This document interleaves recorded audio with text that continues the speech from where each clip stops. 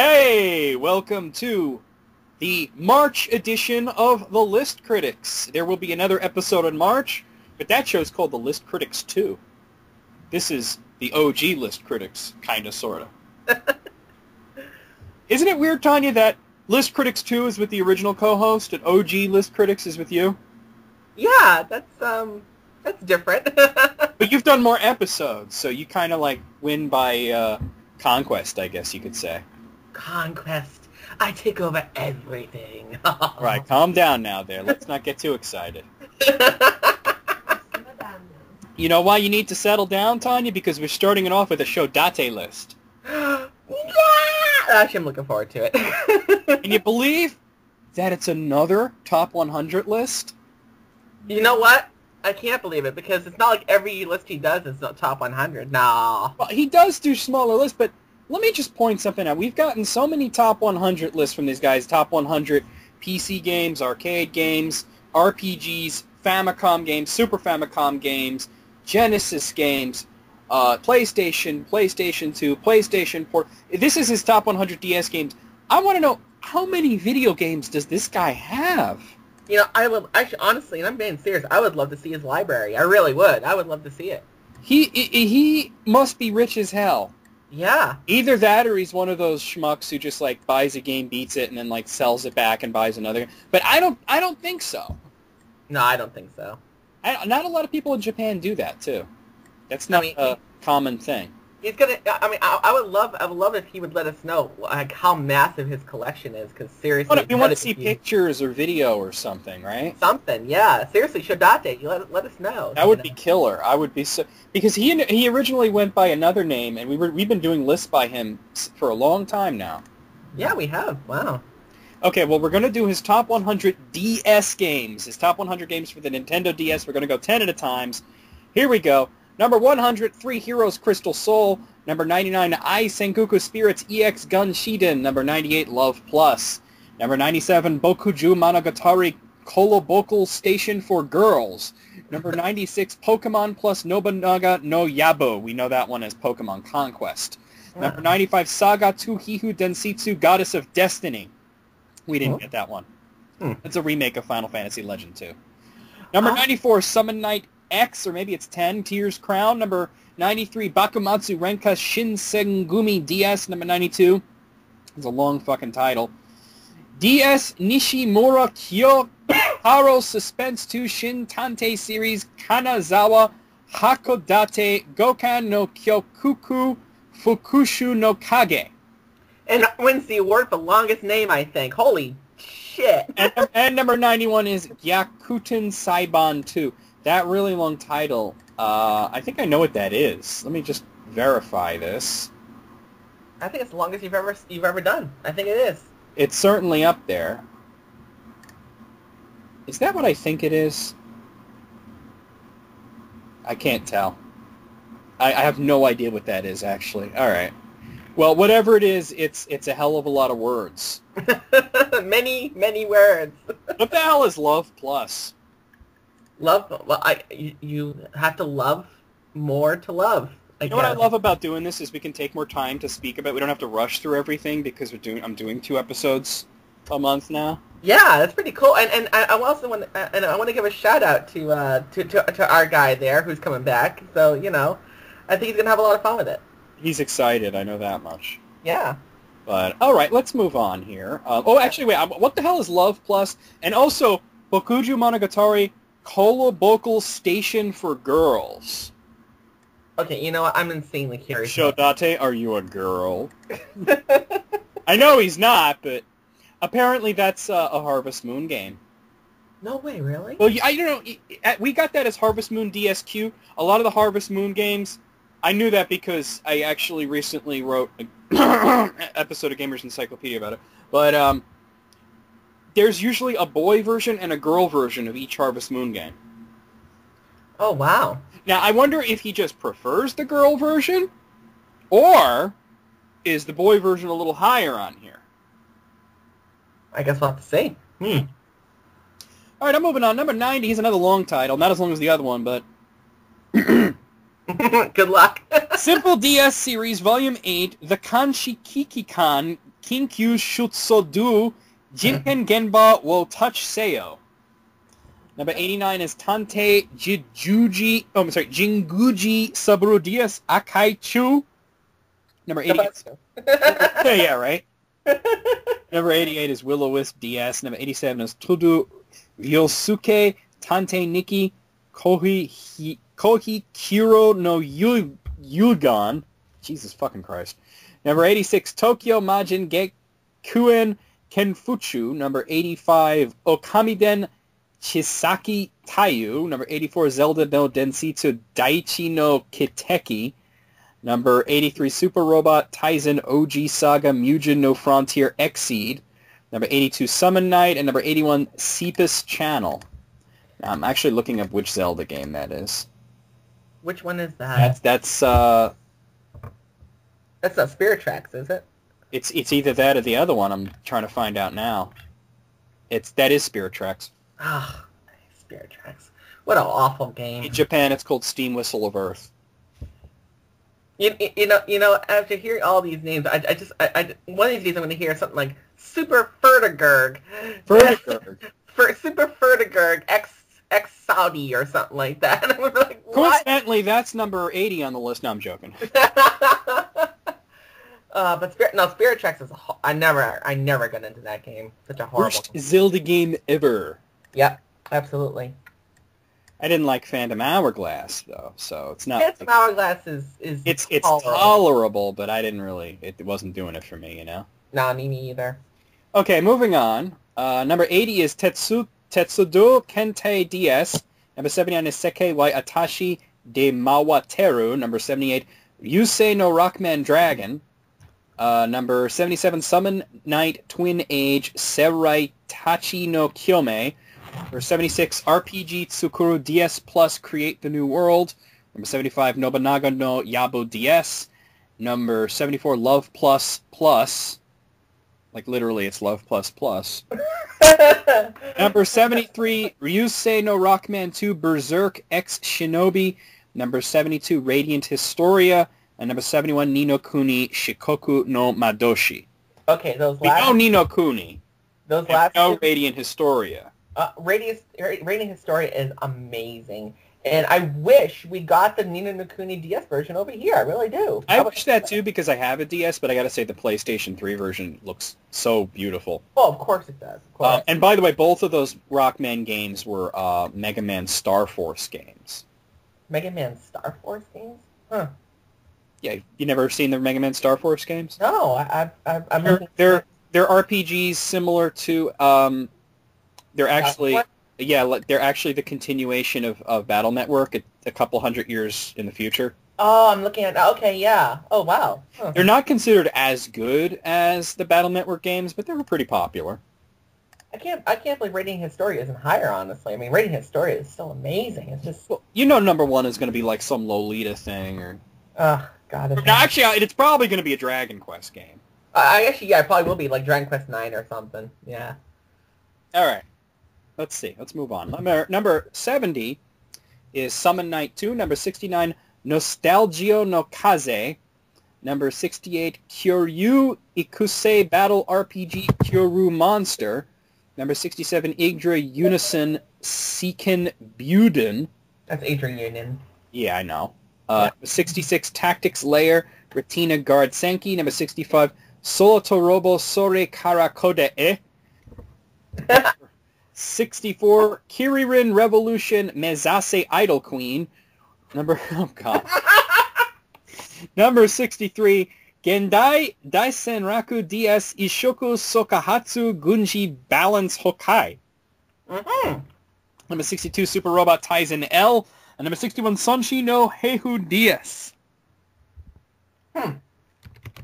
Well, that was certainly 10 games. Nostalgia's on there. Nostalgia's on there. Igdra Union's in there. What's this Tactics Layer? I don't know what that is. I'm going to have to look into that right now, actually. I don't know what the hell that is. I actually started playing Nostalgia just recently, and I haven't gotten too much into it, but I really like it, though. Yeah. Great game. Great game. And really great graphics for the DS, I might add, too. Well, Tactics Layer looks like Tactics Ogre, only with little girls. No way. Really? Yeah. You want to see the box art? Yeah, let me see. It's like literally, and I don't mean like those little girls where they try to look all sexy. I mean like literally they're little girls. No. You know what I mean? Like they're children. They're not even trying to like sexy it up like they do in Japan. So it's kind of weird. Like, so I'm like, is this like the Hunger Games? Oh, shit. You're right. Children fighting? Look at the little girl in the front with the sword that's literally taller than she is. This sword And is... look at how bad the art is. This is bad. I mean, like, honestly, like, this is bad art. I have a feeling that this is like the Hunger Games, because look at the other one behind the logo holding the baseball bat with like nails in it, and she looks all sad, like, I have to kill my friends. And is there one holding a gun, I think? It looks like a water gun, but yeah. It looks like a water gun to me, yeah. Yeah. I don't know. And one of them is holding tongs of some sort. What the hell is that? I don't know what you do with those tongs. What's with the tongs? I mean, what the fuck is this? Tactics layer. Tactics layer cake. She's going to whip up a cake. That's so weird. I think we should move on. Yeah. Yeah. All right. Number 60, Shin Megami Tensei Strange Journey. Number 59, Chocobo to Mahu no Ihan. Number 58, Dungeon of Windaria. Number 57, Dengeki Gakuin RPG Cross of Venus Special. Number 56, Luminous Arc 3 Eyes. Number 55, Spectral Force Genesis. Number 54, Subarashiki Kono Sekai It's a Wonderful World. Number 53, Simple DS Series Volume 16, The Sagosu Fushuji na Kanshu no Mori. Number 52, Soma Bringer. And number 51, Sekaiju no Meikyu. Meikyu. Yeah. I actually started playing Soma Bringer just a little bit, just to get my feet wet with it. I was just about to bring that up. That's a Monolith Soft Nintendo game, right? Yeah, and it just got translated recently. Wonderful. And it's good. good. I'm surprised Operation Rainfall wasn't all over that. I know, you think so, but it's a good game. It's just difficult. There's nothing wrong with difficult RPGs. No, it's good. It's just, I mean, I like difficult RPGs. It will kick your ass. It will definitely kick your ass. Remember Legend of Legaia for PlayStation? Oh, that game kicks my ass, but I love it. Yeah, exactly. It hurts so good. It hurts. I played all the way through. I haven't played the sequels, but I played all the way through. God, what was that DS game? Why can't I think of the name of it now? It's a dungeon crawler, and it's notorious for being incredibly difficult. Brandy got me into this series, and I can't even think of the name of it. I'm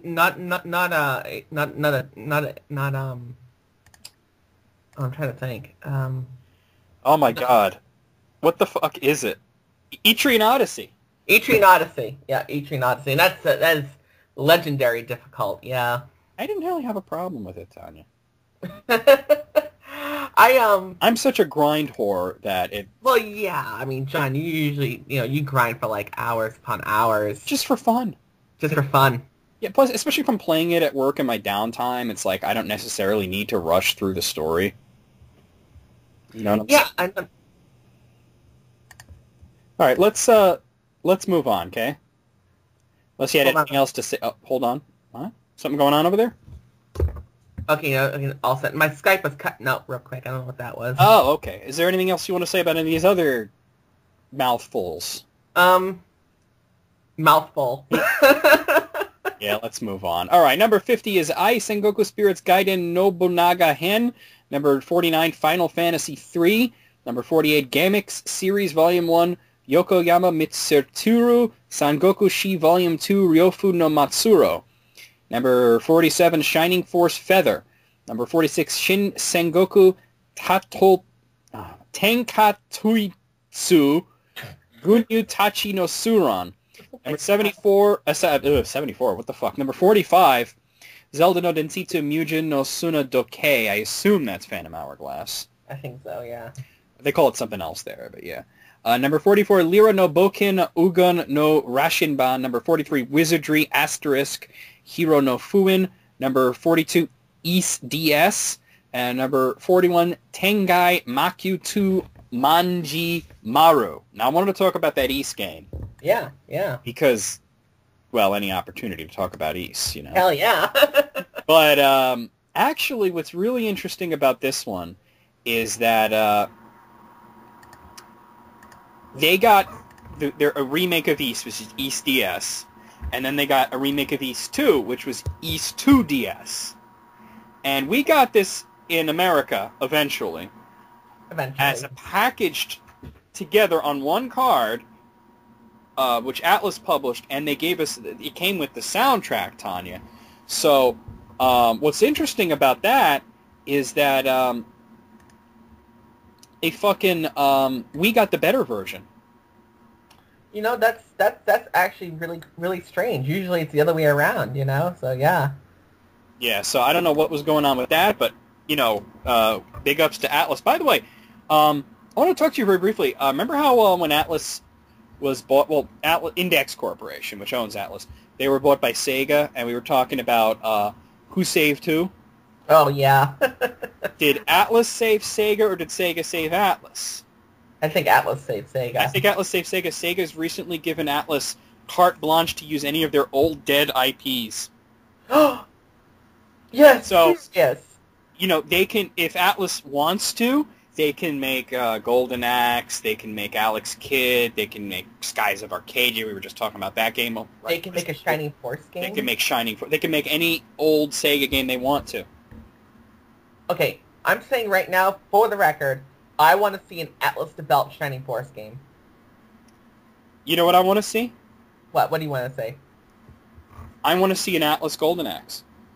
An Atlas? You're not really much into Golden Axe. I'm not much of a fan, but I want to see something like a cross between the classic arcade Golden Axe and that Golden Axe Warrior on the Master System, which is kind of like Zelda. Oh, yeah. I want to see another Golden Axe RPG, but with more action. Ooh. Action RPG, you know. With next-gen graphics and everything. Ooh. On the 3DS or the Vita. Ooh, yeah. Yeah, I'm down with that, too. Yeah, absolutely. That's what I want to see. I want to see a Tactics Shining Force game. I want to see a Tactic RPG. You want to see Shining Force 4? That's what I want to see. Yeah. Yes. All right, let's move on. Yep. Okay, number 40 is Sekaiju no Mekyu to Shu no Seihai. Number 39, Chrono Trigger. Number 38, Dragon Quest Monsters Joker 2 Professional. Number 37, Excedia Senki. Number 36, Dragon Quest Hoshizora no Mamoribito. Number 35, Akumajo Dracula Ubo Warita Koikuen. Number 34, Fushigi no Dungeon Furai no Shirin DS2 Sabaku no Maju. Number 33, Knights in the Nightmare. I like that title. Number 32, Famicom Wars DS Ushi no Wareta Hikari. And number 31, Wizardry Seme no Setsu. So that Dragon Quest game, Hoshizora no Mambo Rabito, because, yeah, what the fuck, that's Dragon Quest 9. Dragon Quest 9. I thought that'd be higher, honestly. I thought it would be too, because that was huge, and I love that game. I love that game, yeah. You know, honestly, I had to stop playing. I never finished all the DLC, because I thought to myself, you know, I could sit here and play this for the next 3 years. Yeah, seriously. Or I could move on to something else. Now I gotta wonder what that Castlevania game. I think that's Order of Ecclesia, but I'm actually not sure. I could have sworn it was Order of Ecclesia. Maybe I'm wrong about that. Let me look into this. Okay. Where was I? Okay. Akumajo Dracula Ubo Wareta Kokuin. Kokuin. Let me look into that for a second, because I think that's Order of Ecclesia. Yeah, that's Order of Ecclesia. Order of Ecclesia, yeah. Okay.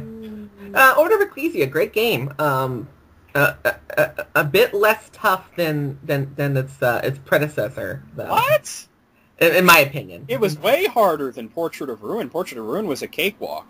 Let's see, for me, I actually had a harder time with Portrait of Ruin than I did with Order of Ecclesia. You're having a hard time with, like, controlling two characters? Was that what it was? Yeah, it was two characters. Usually I just left the other character off the screen unless I needed them for something.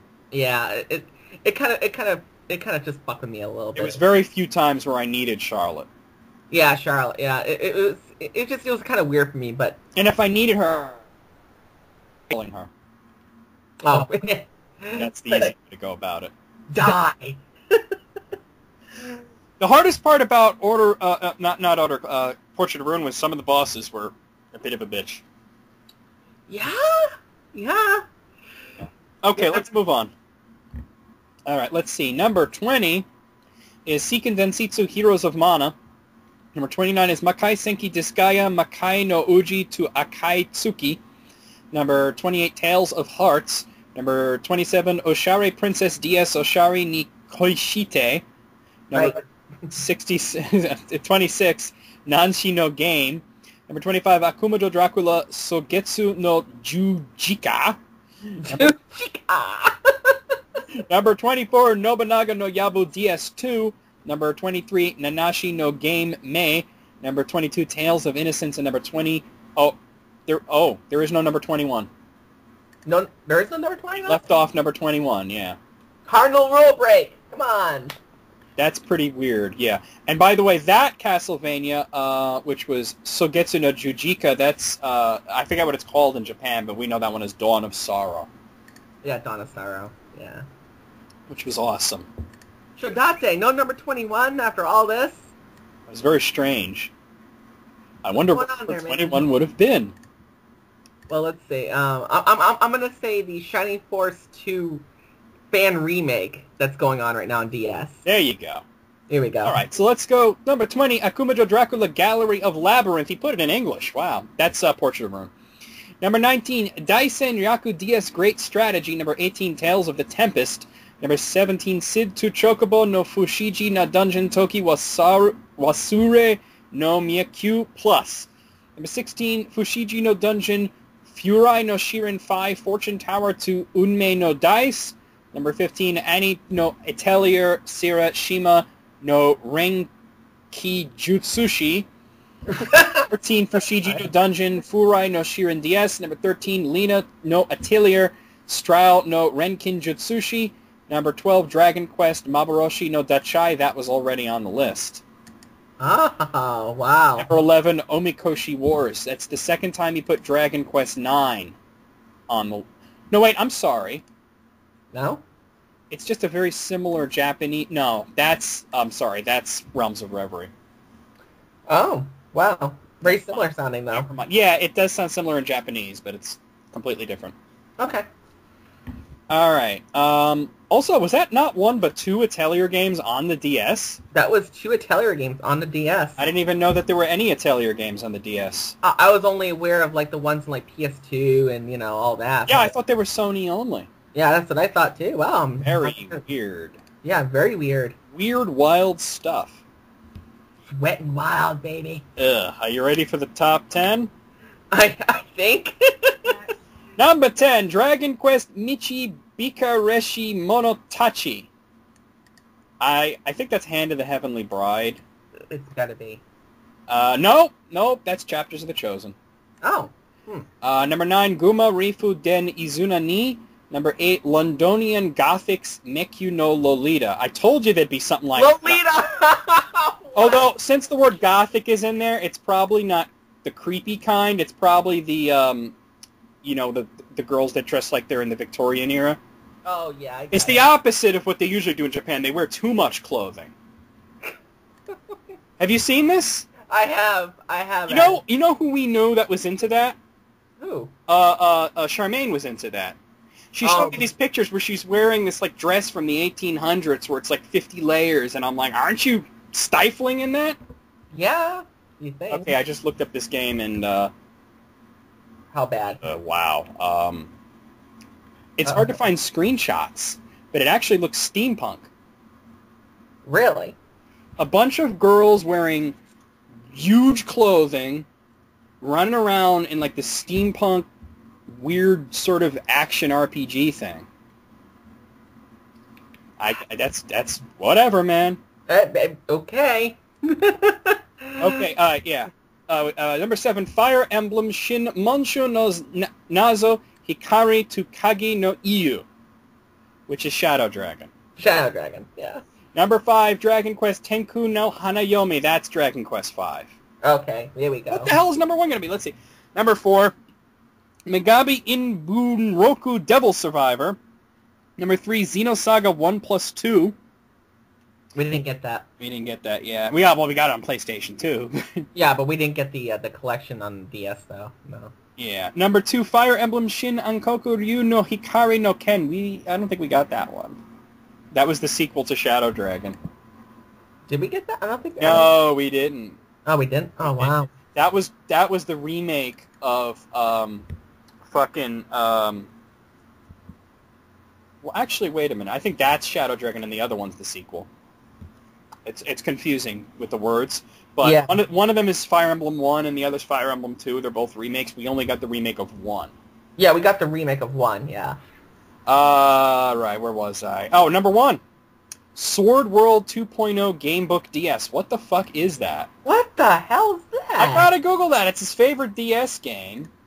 Sword World 2.0 Gamebook DS. What the hell is that? I don't even know. What? Okay, I'm looking at a trailer here, so... Alright. Okay, that's not a trailer. It's... Alright, never mind. It's one of those piracy videos. Like the ones that we used to get? Oh, for like War of the Abyss. Yeah. Okay, it is an RPG. The art on the box looks like a Castlevania kind of thing. Okay. I'll find some screenshots here. Oh, it looks like Fire Emblem. It looks like Fire Emblem. Yeah, like Fire Emblem, or maybe Shining Force. Really? But it really looks like Fire Emblem.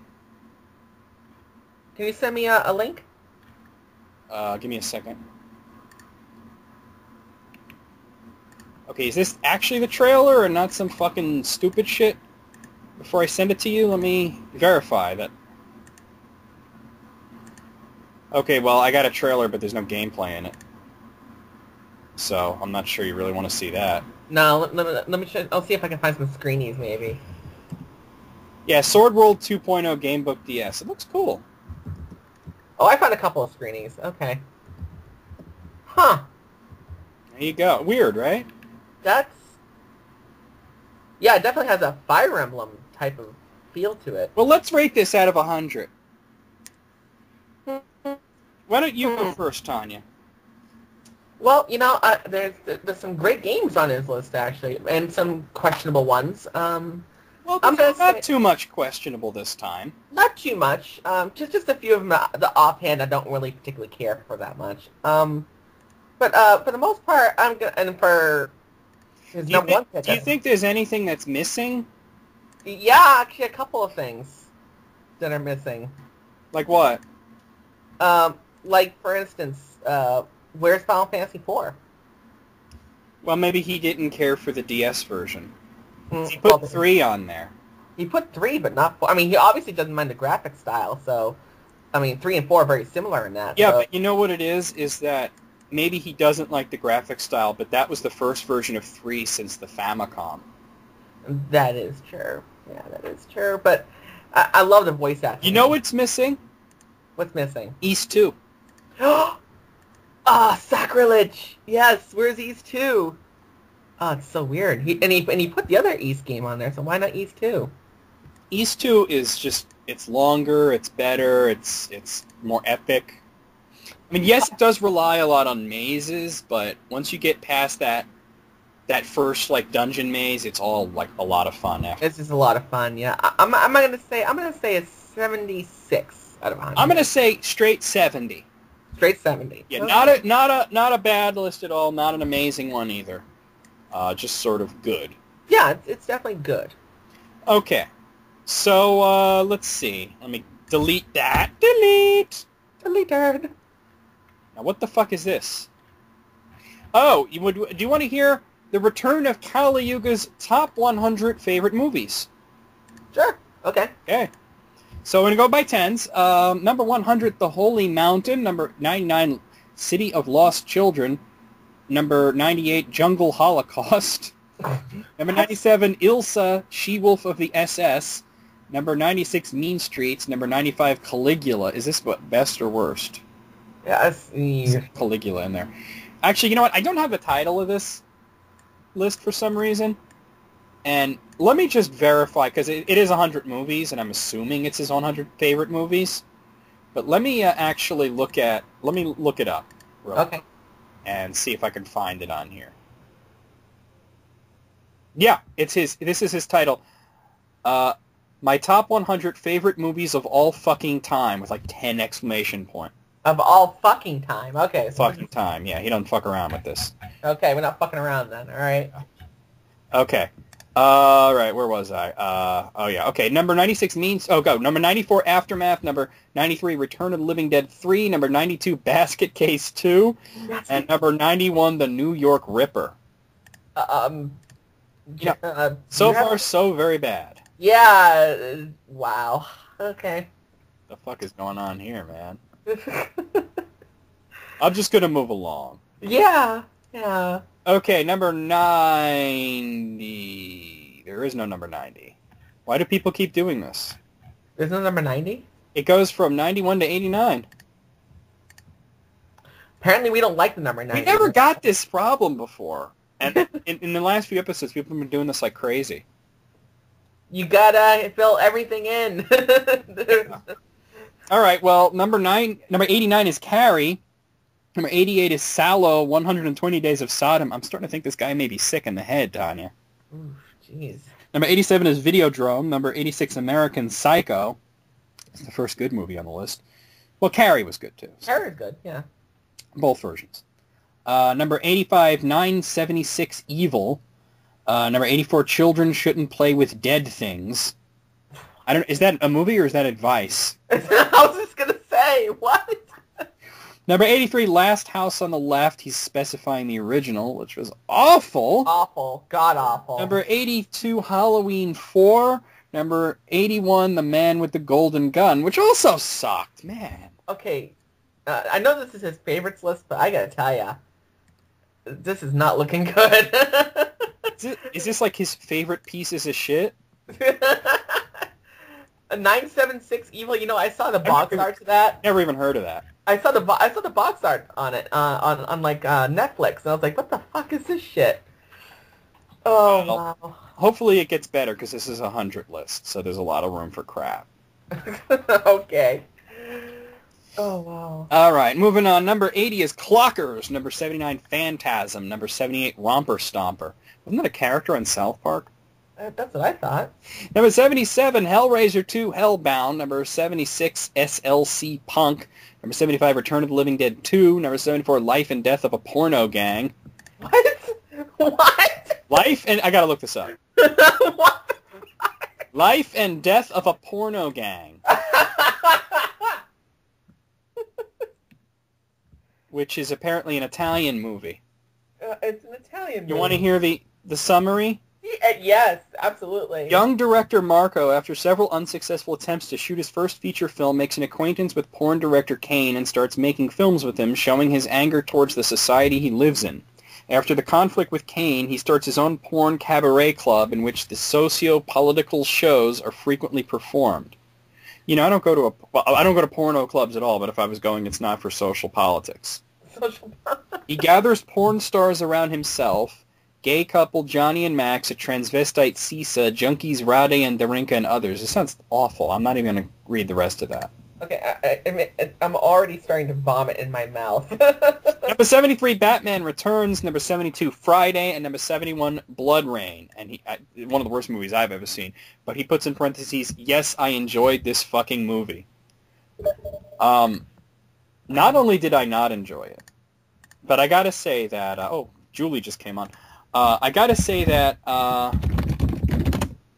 even seeing Kristana Loken's tits halfway through the movie, I was like, it's not worth it. Yeah, it didn't really save anything. It really didn't. And say hello to Julie for me. Hi, Julie. She actually says sorry for bugging you while you're playing Civilization, too. Yes, that's right. I'm playing Civilization while I'm doing List Critics. Yeah, okay. What? You want to fight about it? You want to fight? You want to fight? Come at me, brah. Anyway, she says, hey, girl, hey. Hey, girl! Okay, number 70, The 13th Warrior. That was awful! Okay, no way. That can't be on that list. All right, number 16. Yes, it can. Ugh. Look at all this other shit that's on here. This is true. Number 69, Wizard of Gore, which he says the original. I didn't know there was a remake. I've never even heard of it.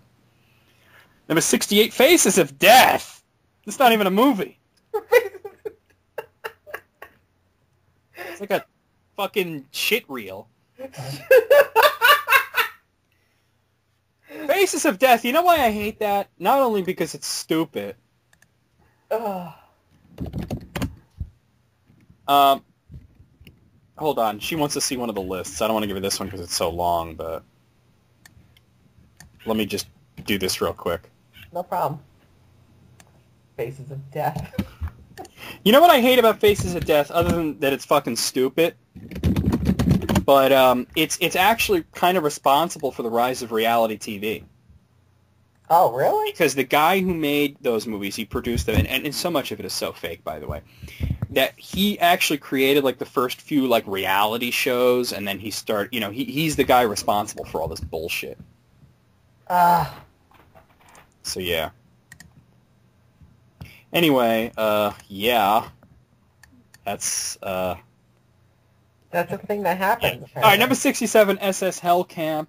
Number 66, Grindhouse, which is not really a movie. It's a feature of two movies. Yeah, it's actually a double feature. Yeah. Number 65, 2000 Maniacs.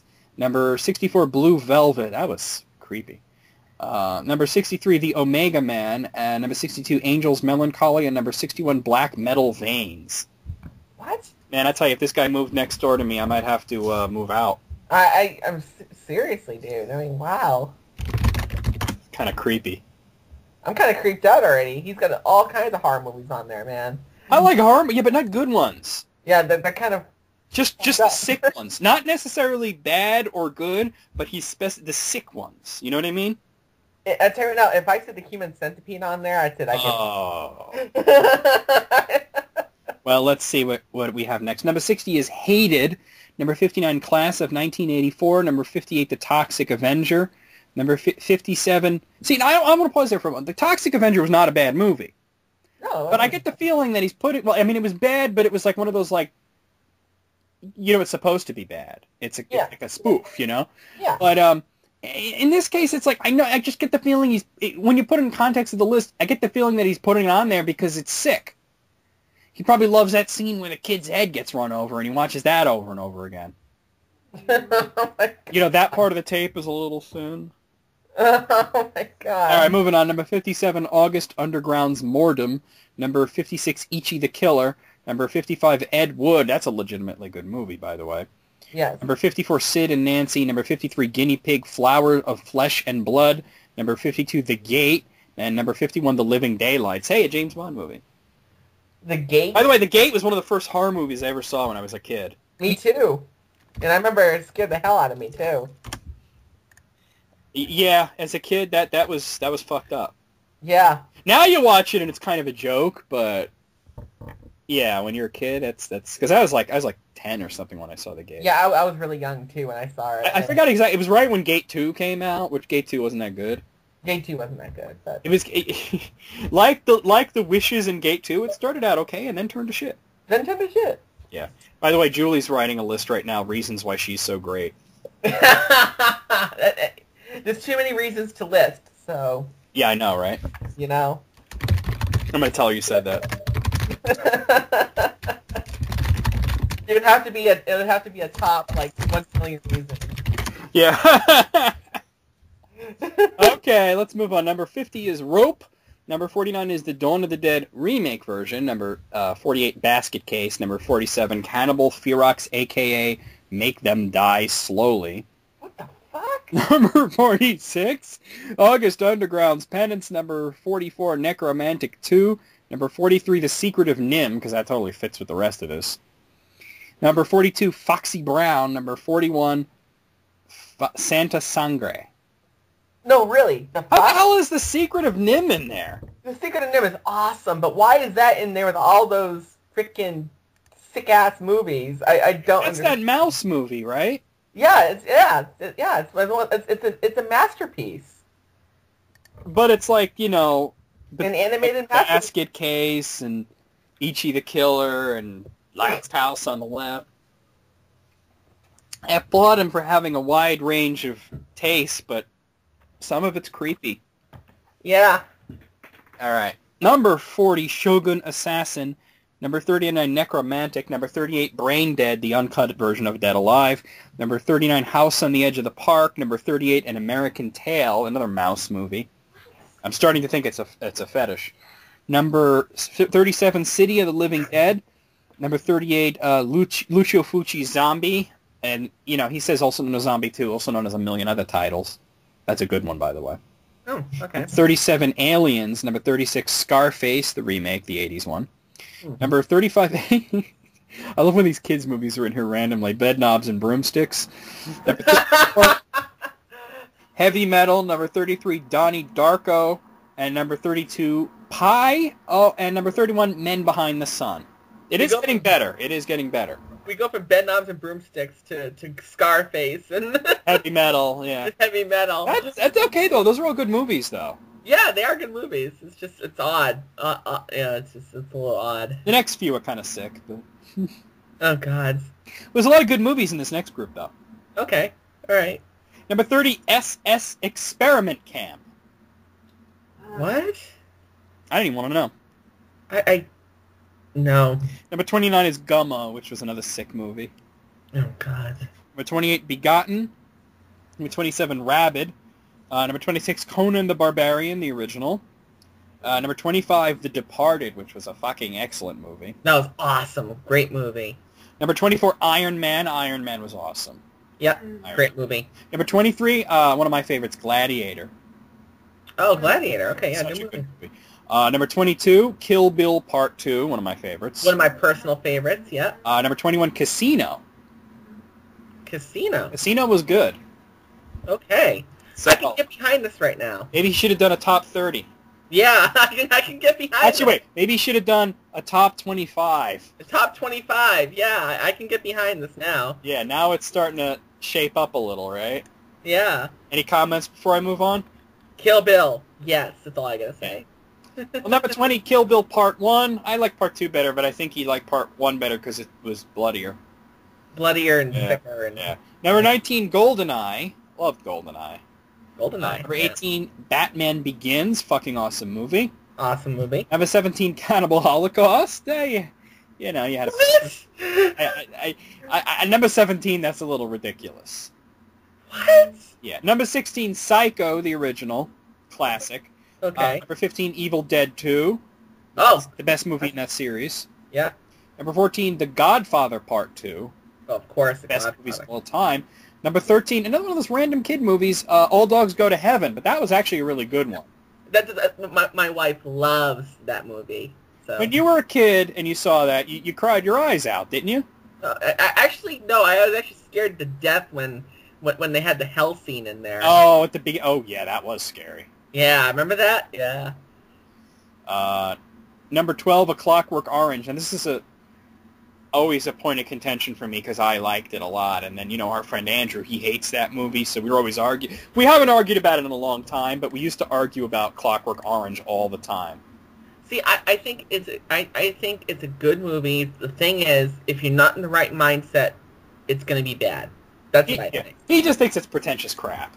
Pretentious crap. Yeah. Andrew. I could see where he's coming from to a certain extent, but I liked it. Okay, and number 11 was The Beyond, which I don't even know that movie. I don't know that movie. All right, are you ready for his top 10? I think. Prepare your bunghole. All right, here we go. Number 10, American History X. You know, I haven't seen that. Everybody tells me I should see it. I haven't gotten the chance to. I've never seen it either. You know that?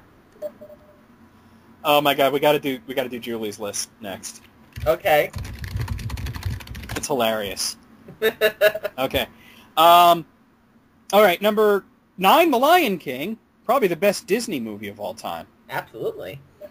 Because it's basically Hamlet. Yeah, basically. Yeah. It's a mixture of Simba the White Lion and Hamlet. And Hamlet, yeah. Number 8, The Incredibles. You just said a movie earlier today, actually. It was good, right? It's great. We love that movie. Yeah. Instead of watching Fantastic Four, just watch The Incredibles. This basically is Fantastic Four. Yeah, just better. way better. Number 7, Reservoir Dogs, which is really good. Really good. Number 6, Goodfellas. Another good. Number 5, Army of Darkness. I like the Evil Dead 2 better, but Army of Darkness was really funny. It was really funny, yeah. Number 4, Skyfall, which I've been in the mood to see that again, actually. So have I. I might have to watch it again. Number 3, I guess you put the original Evil Dead at number 3. Okay. It's good, yeah. Number 2, The Godfather. Okay, absolutely. And I gotta say, he's redeemed by number 1 because he put, not my favorite, but very close to my favorite movie of all time at number 1, Pulp Fiction. Oh, Pulp Fiction. Fuck yes. Fuck yes. Samuel fucking Jackson, man. Samuel Jackson, Bruce Willis, you had Uma Thurman, you had Travolta, you had Ving Rhames. It was just such a cast, you know? Yeah. That movie. Now I want to see it again. I always want to see Pulp Fiction. Yeah. All right, out of 100, I'm going to give this, it's going to be low, but I'm going to give this about the number of approximately how many of these I think are actually good movies. I'm going to give it a 35. Oh, damn. I was one off from you in my head. I'm giving it a 34. Oh, okay. I have another list from the same guy, which is his 20 least favorite movies, but we got to stop. I got to give you Julie's list here cause I want to hear Julie's list. Yeah. This is out of the top of her head, 21 reasons Julie's great.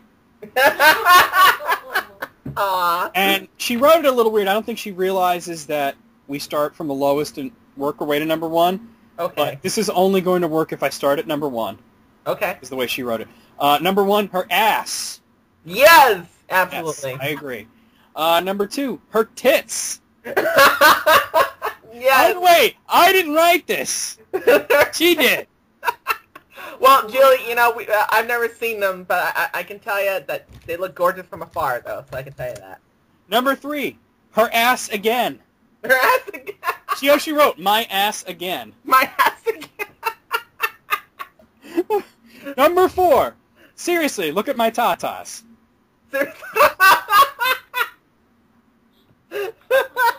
Wow. Number 5, big blue eyes. Big blue eyes, yep. She's a gorgeous woman. Number 6, gorgeous lips. Gorgeous lips. Yes. Okay.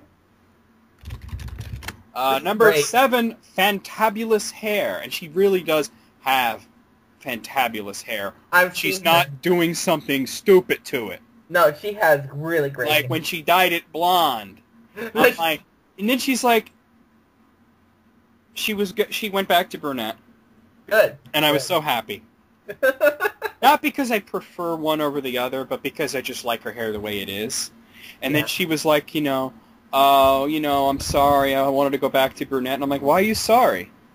And she's like, well, I dyed it blonde for you. And I'm like, what gave you that idea? I said, I didn't want you to dye your hair. I like you the way you are. I prefer it the way it is. She was like, really? I just assumed all guys like blondes more. And I was like, no, we just like whoever's hot. There you go.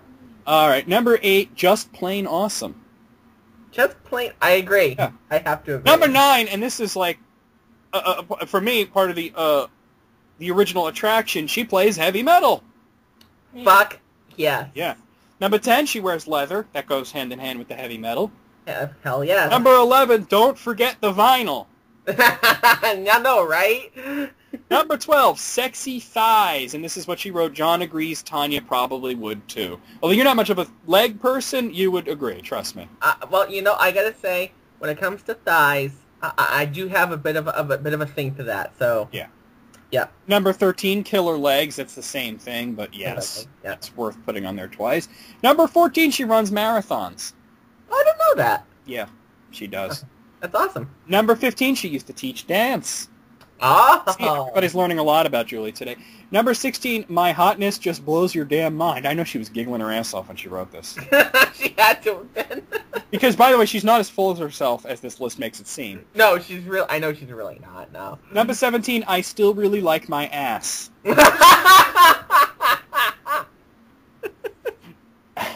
Number 18, pierced in hot places. Mm-hmm. She is. I'll take my word for it. Number 19, nice feet. I'm not really a foot guy, but... I'm not into feet. Yeah, whatever. Okay. Number 20, now it's your turn to give a reason, John. Oh, boy. Well, you know, in all this, she never talked about her personality, so I have to say the fact that she's a huge geek is a big turn-on for me. There you go. Awesome, John. That was good. And number 21, your turn, Tanya. Oh, shit. Okay, you know what? The fact that she is such a dedicated pagan and Wiccan, I should say Wiccan, that she's such a dedicated Wiccan and that she's such a great person. So that's what I have to say. And I just told her that. Yeah. I gotta give it a 21 out of 21 or she'll kick my ass anyway, so... I'm gonna say a 21 out of 21, and then I'm gonna add an extra point because it was just awesome. You can't do that. I can do that. I have the power. All right. Don't let you. Back to the return of Kali Yuga. Yes. I have his 20 least favorite movies. Least favorite. Yeah. Okay. Number 20 is Alien 4. That's actually Alien Resurrection, but I think we can all agree it sucked. It sucked major ass balls. Yeah. Hold on, let me just...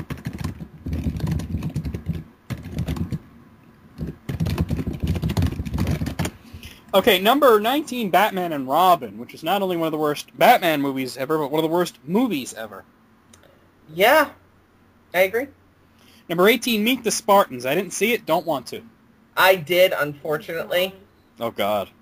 And I wanted to rip my eyes out, so... Sounds like, ugh. Yeah. Number 17, Super Mario Brothers. That was bad, but it's kind of like, because it's Super Mario Brothers, you kind of laugh at, like, all the references and shit. It's gotten to be classic bad. And I gotta say that even though it is, like, almost unbearable to watch, I do occasionally watch it just because I'm such a big fan of John Leguizamo. Oh, yeah. Yeah. So that as well. Number 16, Howard the Duck. I saw it when I was a kid, and even as a kid, I knew it was bullshit. When I saw Howard the Duck as a kid, I think my response was, and? Number 15, Willow. Now, Willow was a good movie. What is wrong with Willow? Okay, I call shenanigans on that one. I love Willow. Willow's awesome. Yeah. All right. Number 14, the Garfield movie, and he wrote, I almost walked out on this one. Well, why did you walk in? I didn't walk in, and I would have walked out. So I'm such a huge fan of Bill Murray, but even I, as a huge Bill Murray fan, could not make myself see that. No, I couldn't do it. Oh, I think even Bill Murray pokes fun at himself for doing that. Well, he did that in Zombieland. Yeah, he did. Yeah, which was not a good movie, but Bill Murray was in it, so that was kind of like the one good part of it. I love Zombieland, but it was so bad. It wasn't funny. I like it. I can't help it. Compared to Shaun of the Dead, though. Shaun of the Dead, yeah. Way better. All right, number 13, Bad Boys 2. I liked Bad Boys 2. I'm an unapologetic Michael Bay fan. And, I mean, Will Smith, Martin Lawrence blowing shit up. Yeah, please, yes. I saw Bad Boys, the original. I liked it, and I saw a little bit of Bad Boys 2. I think the second one was even better because it was a better story. I liked it. I do. So I don't know what people's problem is with that, but they just got a hard on for Michael Bay. Number 12, Grease. You know what? I actually agree. I hated Grease. I've always and completely hated that movie. And I just hate musicals in general. There's very few musicals that I could tolerate. Like Little Shop of Horrors is probably the only one that I really actually like. No, I like musicals. I do. I like musicals. I don't, generally speaking, like musicals, but that is probably the reason why I don't like musicals is because of shit like Grease. My favorite musical is Repo, the Genetic Opera. That's my favorite. That's the South Park guys, right? Repo? No. Yeah. Oh no, they did something similar to that. They did something similar to that, but yeah. You know, another thing about Grease is that like a lot of people, it's so wholesome for the kids and everything. No. It's sick. It actually really is. It's about a guy and a girl who come from completely different worlds, who had like a one-night stand, and she gets pregnant, and they got to deal with that, and then a whole bunch of other stupid shit happens, and she becomes a slut at the end. Yeah, it's really horrible when you boil it down. Yeah. It's a horrible movie. By the way, Julie says thanks for your reason. Oh, So, no. okay, number 11, Blues Brothers 2000, another one that I just skipped, even though it's another thing, like, you know how I said with Garfield, I'm such a huge Bill Murray fan, but I skipped it anyway? Mm-hmm. You know, the same thing, I'm a big, big fan of John Goodman, but I couldn't bring myself to see Blues Brothers 2000. I have to agree as well. Yeah. Yeah. Number 10, Waterworld. The only reason that I saw Waterworld is when I was a kid, my mom dragged me to see this, hated it, almost fell asleep. I did fall asleep. Ugh. I did. It does look like shit. Yeah, it does. Number 9. Now, he has a rant on this next one. Number 9 is Bolt. There's no reason for that to be funny other than the fact that, you know, we have one guy who's obsessed with Bolt. But yes, and now I gotta hear the rant. I think he's also obsessed with it, but in the opposite, he hates it because he wrote this whole paragraph. It says, "God damn it, I hated this fucking movie. I wanted Bolt to go out like fucking Old Yeller. I know people who have a German Shepherd puppy who looks exactly like Bolt, and this ain't one of Shepherds that are like fucking killers. This little pup act like one of those damn lap dogs. I hate that fucking dog. Plus, I hated the fucking hipster country music score." Wow. You know what I gotta say to that? What are you gonna say to that? Why so serious? Nice. That was nice, John. There's no reason to even think of Bolt. It should be this nothing movie that nobody's ever heard of. Instead, it's Why are we having such passion for or against it? I don't know. Has it become a thing? I mean, really, has it become a thing? I think it's just these two numbskulls. Because, I mean, like, it's not just them two. I've actually seen this on other forums. Oh. I prefer not to think that this is a thing. I know, right? It's like My Little Pony, but worse. Don't even bring that up. Number 8, Street Fighter. That was bad, but it was just, you know. I just loved Raul Julia in that. That's the only reason to come back to it. That is the only reason. Well, actually, there's another reason. Kylie Minogue's ass. Yes. Yes. Number 7, Charlie's Angels. I tried watching that. It didn't last very long. I don't care for it. I think the wife actually likes it, though. I didn't make it. I was just wanted to look at Lucy Liu, but... Lucy Liu. Number 6, Battlefield Earth. I didn't see that. I knew better. I was dragged to see it by friends. Were they Scientologists? No, I was dragged to see it by my friend, Battlefield Earth, and I actually walked out. Okay. I walked out. It was laughably bad. Yeah, wow. Okay. Number 5 is Encino Man. That was that thing with Brendan Fraser and Pauly Shore.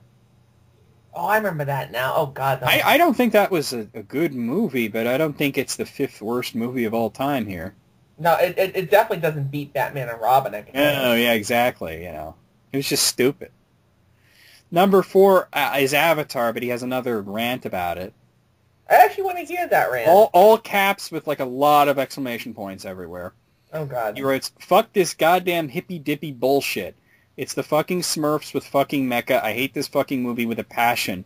This movie is the most overrated piece of shit other than the number 3 movie."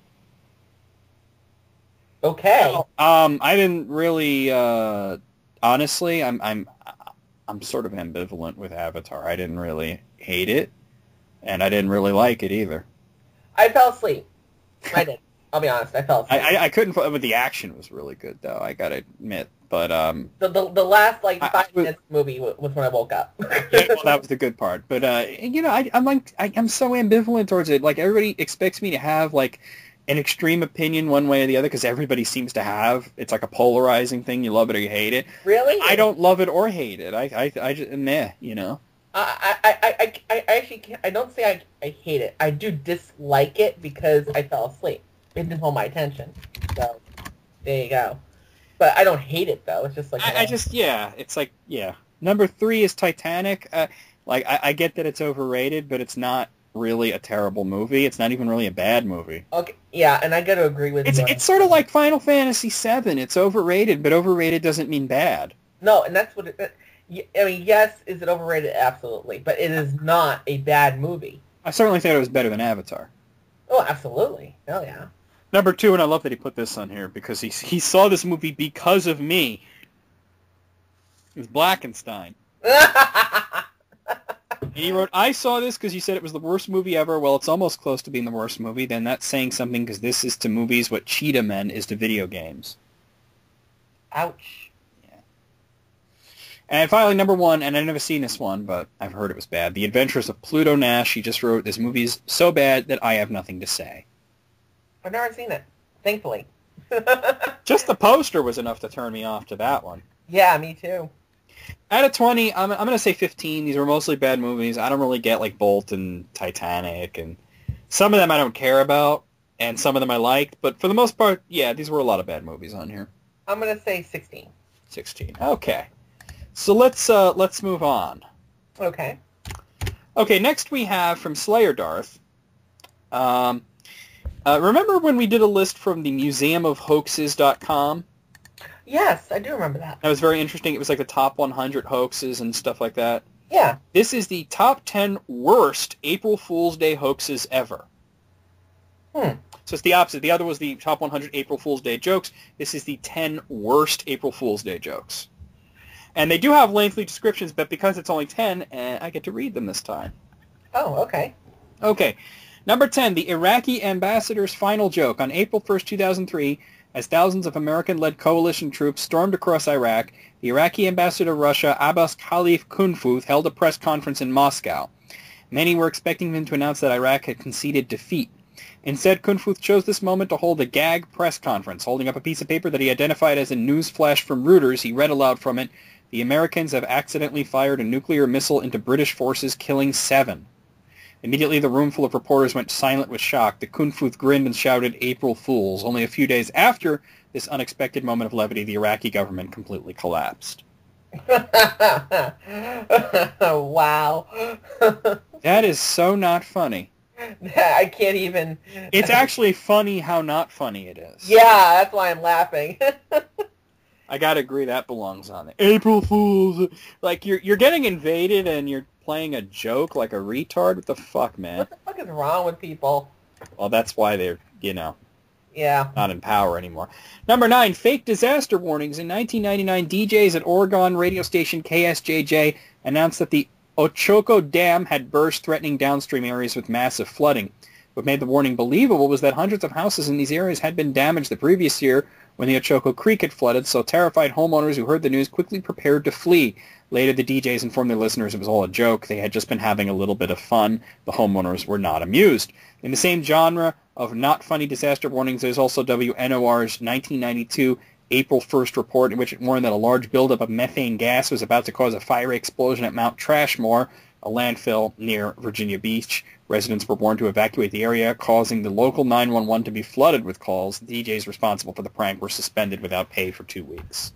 Good. They should have been arrested. They should have been arrested, yeah. What the fuck is wrong with people? That's ridiculous. I mean, free speech is very important, but that's not an expression. That's fucking with people.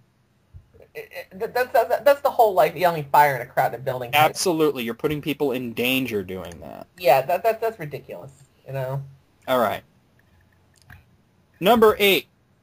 In 1986, Israel radio broadcast that Nabi Berri, leader of the Shiite Amal movement, had been assassinated. The news caused an immediate flare-up of tensions in the region. However, Israeli officials quickly denounced the report as a hoax. The false report was traced back to an Army intelligence officer who had planted the news item in the broadcast of the Israeli Army's intelligence monitoring unit, from which it had been picked up by Israel radio. Apparently, the officer had meant it as an April Fool's joke because, hey, nothing says funny like stirring up tension in the Middle East. Israel's defense minister Yitzhak Rabin announced that the unnamed officer would be court-martialed. Very funny, one foreign correspondent Riley commented. In the category of really bad fake death reports, one must also note the time in 1998 when Boston DJs Opie and Anthony announced the mayor of Boston, Tom Menino, had died in a car crash. Because City Hall couldn't immediately reach the mayor to confirm that he was actually alive, many believed the report, including members of the mayor's family. Oh, God. It's horrible. The next day, Opie and Anthony were suspended without pay. I always knew those two were schmucks. What a fucking... I always knew they were schmucks. Yeah, fucking schmucks. They try to be like Howard Stern, except he wouldn't do something like that. No, he doesn't pull shit like that, Yeah. you know? I mean, he fucks with people, but he wouldn't do that. I mean, like people, like sometimes, like speaking of Howard Stern, like sometimes, like his fans will do weird shit, like they'll start saying Eric the Midget is dead or something like that. He actually tells people to knock it off. Yeah. Don't do that shit. Said, like people were photoshopping him, like Eric the Midget in a coffin, and and his family was upset about it, obviously, and and Howard said, that's really fucked up. Don't mess with the guy's family just because he's a shithead. Yeah, that. You know, I don't know why people pull this kind of shit. Do they really think it's funny? I don't know. I don't think it's funny personally, but let's move on.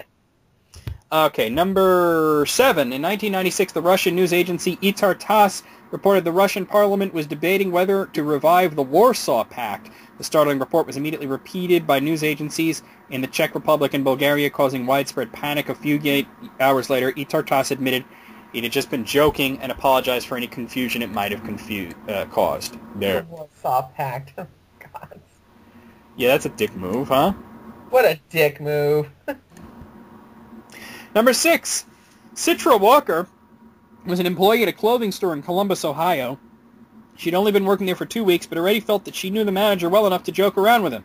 So on April 1st, 2003, she called him up at his house and told him that armed men were robbing the store. The manager immediately called the police, who promptly dispatched 4 cruisers. Minutes later, Walker phoned the manager again and screamed, "April Fools." Too late. When police arrived moments later, they were not amused and charged her with inducing a panic. Walker's manager fired her. There's a reason for that. I mean... there's being an idiot and then there's being a fucking idiot. Yeah. I mean, I get the joke, but you don't call back and say April Fools. You say it right away before he calls the police. Well, you'd think. Yeah, exactly. You'd think, but people are fucking stupid sometimes. Yeah. Okay, number 5. Randy Wood's marriage was over, but apparently he was still a little bitter about the divorce, so he decided to play a prank on his ex-wife. He called her up and asked her to come over, telling her that he had something to show her. Obligingly, she drove over only to find him hanging by a noose from a tree in the front yard. Terrified, she immediately dialed 911. Emergency services, including firefighters, policemen, and paramedics, soon showed up. When they cut Wood down, they discovered he wasn't dead, he wasn't even hurt. He had strung himself up as a prank to scare his ex-wife, using a lineman's harness similar to those used by utility crews. The authorities warned that he would face a fine up to $1,000 and a year in jail for his prank. Shit. Is that illegal, though? Maybe it varies? I think that would be more of a civil matter. You think so? Yeah, because I think that they would be charged by the local magistrate for, like the emergency services, misuse of emergency services. Oh, yeah, you're right, yeah. That's kind of what I think. All right, number 4. In the film National Lampoon's Vacation, it includes a scene in which Chevy Chase ties a dog to the bumper of his car and then forgets the dog is there and drives away. Inspired by this scene, why would you be inspired by that? Paul Gooby tied a dead chihuahua to the bumper of his coworker's car. His coworker Kevin Milloy got in the car and drove off unaware the chihuahua was there. Obviously, passing motorists were horrified, but what made the situation even worse was that Milloy was deaf, so he couldn't hear the other motorists frantically honking at him. Happily, he drove on for miles until finally someone was able to get his attention. Police charged Gooby with unlawful disposal of a dead animal. Oh my goddess. I'm going to regret wondering this, but how did he just happen to have a dead chihuahua on hand? Bad. Yeah. Bad. Number 3. Glenn Howlett's colleagues at London City Hall thought they had dreamed up a great gag. They sent him a memo informing him that the really big report he was working on was going to be due early in just 2 weeks. The tip-off was the memo was dated April 1st. Ha ha. Except Howlett didn't realize it was a joke. He received the memo while on vacation and immediately cut his vacation short and phoned the office to tell everyone to start getting busy. But as he contemplated the new deadline, he worked himself up into an increasing state of panic until soon he began to experience heart palpitations. Finally, he collapsed from the stress and had to take leave from work. As he was recovering, he realized it just wasn't worth risking his health to finish the report, so he filed for early retirement, at which point someone told him the early deadline was just a joke. He responded by suing for damages. As a consequence of his lawsuit, City Hall banned employees from pulling any more pranks.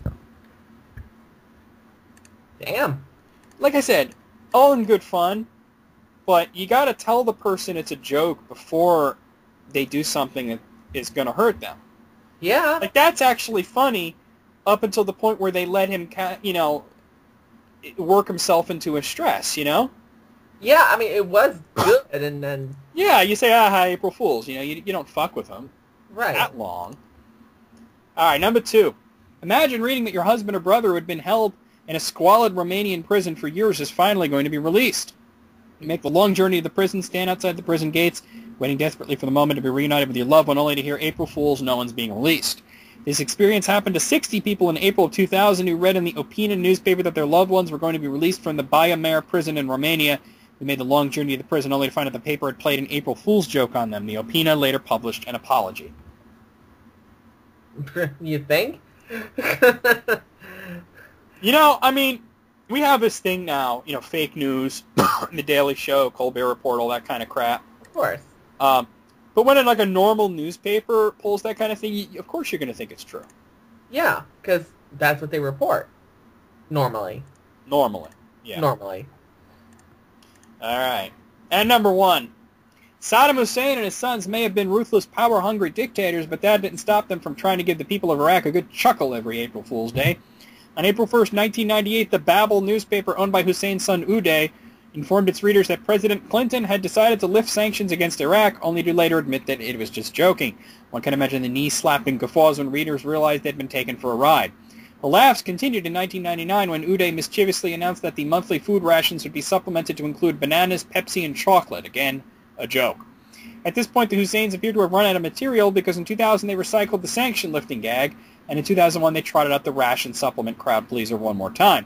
The merciless quality with the same joke was repeated year after year, had an almost surreal quality to it. In fact, it almost makes one sympathize with the Saudi Arabia's chief cleric, the Grand Mufti Sheikh Abdul Aziz bin Abdullah al-Sheikh, who has a terrible name. Yeah. Who in 2001 decreed that the celebration of April Fool's Day should be banned altogether. It is not known if the Sheikh had his neighbors' hijinks in mind when he issued the ban. Jeez. I got to give this a 10 out of 10. These are all absolutely horrible April Fool's jokes that no one should ever do. I absolutely agree. 10 out of 10. Yeah. Yeah, that's fucked up. All right, let's move on. Another list submitted by Slayer Darth, and this is from whatculture.com. It's 11 terrible early drafts that almost ruined iconic villains. And there's an honorable mention here. Okay. For Dr. No. Oh. Let's see. There's a lot. I'm just trying to pick out. Okay, yeah. Believe it or not, at one point in the movie version of Dr. No, they wanted to make him a monkey.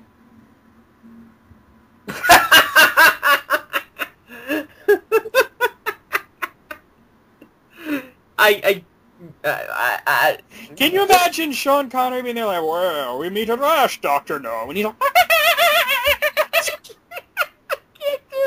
I see you're monkeying around. Okay, Julie just me says, go see my hot geekiness on Facebook. I gotta look at this now and see what she did. Hot geekiness on Facebook. Now I gotta look. Oh my god, she posted a picture of her with glasses on. That's all. I gotta hit like on that. Oh, I'm hitting like too. Hi, I got it before you, John. I think it was simultaneous. Actually, I think it was simultaneous, yeah. All right. Okay. Number 11. So we're going to 11 terrible early drafts that almost ruined iconic films. These have got to be ridiculous if the Dr. No monkey isn't on here. It's just an honorable mention. So, let's see. Okay, so the next one is about Lex Luthor. Oh. And from Superman Returns. You know, he's played by Kevin Spacey and whatnot. Okay. Let's see. That wasn't a good movie anyway. Superman Returns, I don't think it was a bad movie. I think it was pretty good, actually. I just think that you got to watch it a couple of times. You know what I mean? Yeah. All right, let's see. Okay, actually, before Superman Returns, they were writing up a draft for a different Superman movie that J.J. Abrams was apparently involved with. Mm-hmm. And it was, let's see. Apparently, there was a lot of bullshit, like Superman and his cousin was the villain, and they would have a karate fight at the end. What? And Lex Luthor was going to be a disgruntled CIA underling whose beef with Superman comes from him inadvertently causing him to lose his job. Now, that's kind of like the Golden Age Superman stories where Lex Luthor's whole thing was like that he blamed Superman for the fact that he was bald. Yeah. Yeah. Yeah. But Number 10, Spider-Man. The original Spider-Man movie, I just want to show you, they were originally wanting the Green Goblin to look more like he did in the comics, which I'm going to show you the picture of why that wouldn't work. Okay. Ah!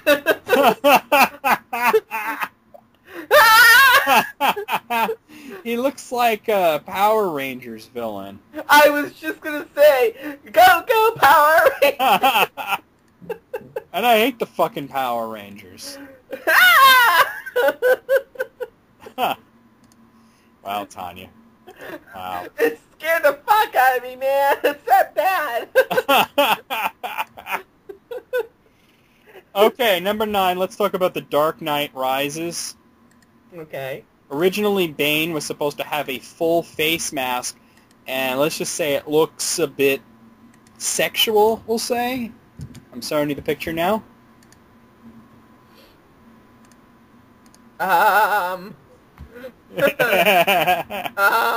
You see what I'm talking about, right? Yeah, oh, I see it, alright.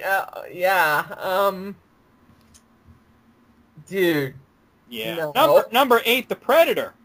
Oh, Predator. Originally looked like, I don't even know how you describe this. Like some sort of, like, death lizard. I'm going to show you the picture. It looks terrible. Death lizard? I don't know. How would you describe this? Ah! Jesus Christ, Tanya, stop screaming. It's so bad. I can't do. It's destroying my sanity. What is this? I don't even. All right, number 7. Let's talk about Darth Vader. If you look at George Lucas's early drafts of anything Star Wars related, you realize the guy has, like, no sanity whatsoever. Of course, yes. Yeah. Apparently, I'm just going to read this whole thing because it's really interesting. Long before George Lucas had decided on a title for his first Star Wars movie or settled on an overall plot for the final and first installment of his space opera, he had already envisaged his most enduring villain. In the 1975 second draft of the film, still under the titles Adventures of the Star Killer Episode 1, The Star Wars, the black-robed Sith Lord was introduced in the first recognizable iteration. He had been in an earlier draft, but was similar only in name. In a number of key scenes, he would have been seen Vader's legendary evil, including a crucial invasion scene that saw him take on and dispatch streams of rebel troop soldiers without mercy or a second thought. One storyboard included the soon-to-be legend ripping the arm off of an opponent. It was obvious seeds of the character were already sown in Lucas's mind. The problem with this version is the Scourge of the Galaxy in that script had Vader die at the end of the movie.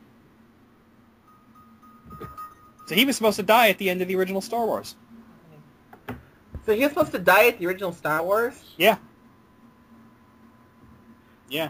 Okay, and speaking of Star Wars, let's talk about Emperor Palpatine, because that's number 6. His original name was Kaz Dashit. No. Yeah. Just no. Yeah. No. Glad they went with Palpatine. Yeah. It sounds weird, but at least it's not Kaz Dashit. I could make so much fun of that. I mean, like, is he on the toilet? Like, what's going on there? Is he taking a shit? What's the deal here? Ugh. What a Number 5, the chest burster from the original Alien, originally was going to be a dog. No. Yeah, they were going to dress a dog up like an alien, and that was going to be the alien in the movie. Oh my God. So the chest burster was actually not going to go into a person, it was going to go into a dog, and then the alien would look like a dog. You want to see the picture? Didn't they actually take a semblance of that for a later movie? They did, yeah, and I think Alien 3, but I want to show you this. This is literally just a dog that they dressed up in a stupid costume. Let me see. Like, you can even see the leash. He looks confused. That poor animal. He's like, what the fuck, like, man? what have you done to me? Number 4, Dr. Octopus from Spider-Man 2.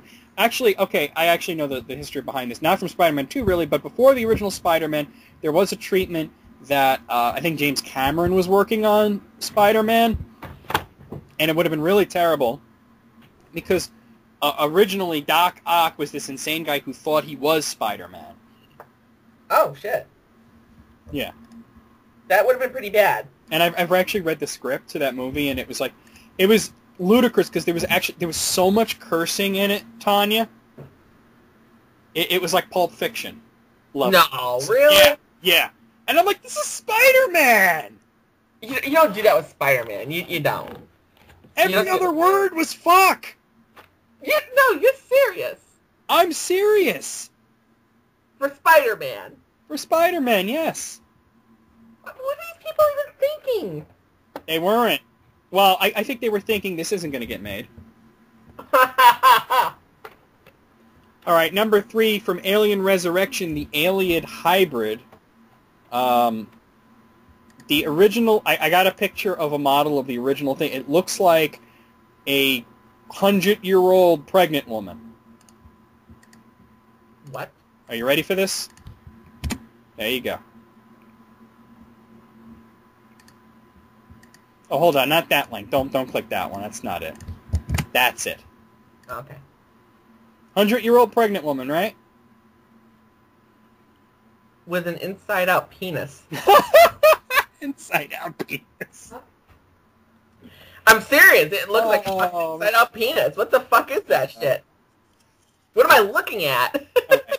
Number 2. I'm not even... Okay, now, number 2, this is not a villain, but... we're talking about Toy Story. Woody the Cowboy originally was going to be a villain. Oh. Like, you know how he's kind of a dipshit? Yeah, yeah. Originally, he was an asshole, and he would abuse the other toys. Yeah. I don't think they would have gotten Tom Hanks if that was the case, you know. No, they wouldn't have. And finally, number 1, let's talk about Alien again. Wow, jeez. Yeah. Let's see. I'm trying to read through all this because there's so much of it here.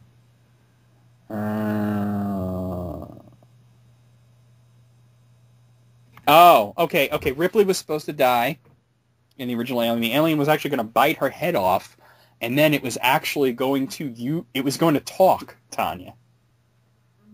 Okay.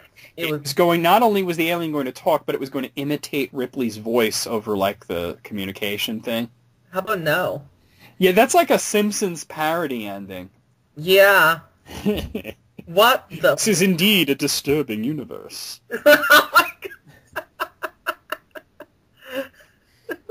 Wow. Yeah. Oh my god. I don't know. Wow. Yeah. Okay, out of 11.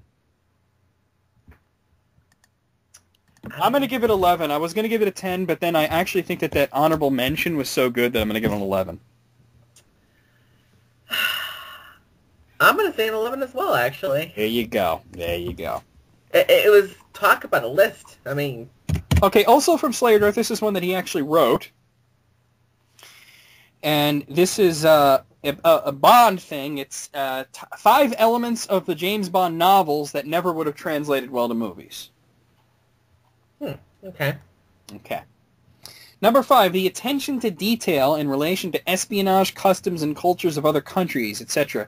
Ian Fleming was well-traveled and well-cultured and was definitely someone who had a lot of life experiences across the world. He was the sort of person who was extremely well-informed because he experienced much of the world outside his particular bubble. The reason I think many of the post-Fleming authors of the continuation novels and many writers of the Bond films pale in comparison to Fleming is because he was an extremely intelligent person. And you know, there is a lot to be said. Like in the first book, in Casino Royale, like he's playing Baccarat, and it's like, oh, in case you don't know what Baccarat is, and there's just like a whole page that explains the rules. Yeah. And there was actually one of the books, I think it was Man with a Golden Gun, that actually had randomly a recipe for scrambled eggs. Really? A recipe for scrambled eggs? Just because Bond eats scrambled eggs at one point. And then there's like this little footnote with like Ian Fleming's recipe for scrambled eggs. I didn't know that. Imagine if that would have made Man with a Golden Gun a better movie, though. Well. Okay, so number 4, the extreme violence of some of the Bond books. Such instances include the torture scene in Casino Royale and Largo's gruesome death in Thunderball. After all, look at how grim and depressing License to Kill was. Many obviously did not warm to it initially, and many would have claimed that it wasn't Bond simply because they were hardly accustomed to the spirit of the Fleming books. You know what's funny is that I remember when Devil May Care came out, and somebody reviewed it, and they were saying that it didn't have enough torture to be a real James Bond book. Never torture. Well. Okay, number 3. I'm sorry, Julie's making me laugh. The political nature of some of the Bond books. Fleming was lucky in that as an author he was able to exercise certain liberties that the producers might not have been able to exercise. As it stands, the Bond films have never been political in particular. I watched a review of The Living Daylights in which one person remarked that this film was the closest that Bond got to current affairs of the time, and I doubt this will change. Fleming was also lucky in that he was writing at the time of the Cold War. Well, also, there's a lot of post-World War II feel to those books, too, which doesn't really apply anymore. Oh, that's true now. And number 2, Bond's vices and eating habits. The man smoked so much and consumed such unhealthy foods that it's a miracle he survived at all. Now, nowadays, people are very much against smoking in films, and the producers of all the Bond films certainly wouldn't want their Bond to exhibit such habits. Well, early on, he was smoking. Sean Connery had the cigarettes. Roger Moore had the cigars. Yeah, that's true. It was all, like caviar and clam. They weren't chain smoking, though. It was just like... In the first 2 movies, he always had a fucking cigarette in his mouth, Tanya. Except when he was, in action. Well, that's true enough, actually. All the other scenes, he always had the cigarette. And number 1, the un-PC nature of quite a few of Bond's books. There are many Fleming rants about women, bouts of casual racism, etc. Yeah. Well, especially the second book, which was Live and Let Die. The N-word is everywhere. Yes. Yes. They actually make fun of it in one of the later books where he's reminiscing about that. And he was talking about Felix Leiter, and apparently he referred to Mr. Big as the N-word at one point. And Felix Leiter says, now, James, you can't use that word. Americans are very sensitive about it. You can't even ask for a jigger of rum anymore. You got to ask for a Gigro. Oh, my God. That's funny, but that would never make it into the movies. All right, out of 5, what do you say? I'm going to say 5, actually. I'm also going to say 5. Yeah, that was... And I have another one from whatculture.com, also submitted by Slayer Darth. And this is 8 overhyped movies that we can now consider fairly now that the dust has settled. Oh, give me one moment. Okay. I just got asked about The Last of Us becoming a live-action movie. What do I think about it? I think it's becoming a movie. Woo. Only if you can actually get Ellen Page and Troy Baker to play the roles. Oh my God, I just said to this guy, if Ellen Page is in it, I'll watch it. But you got to get Troy Baker because I couldn't imagine anyone else sounding like that. Okay, there we go. He needs to grow a beard, Yeah, he does. Okay. All right. Okay, so this is, like I said, the 8 overhyped movies that we can consider fairly now that the dust is settled. So in other words, what they're saying is we can sort of look back and say, were they really that good or were they really that bad? Now we can look at it with more clear eyes.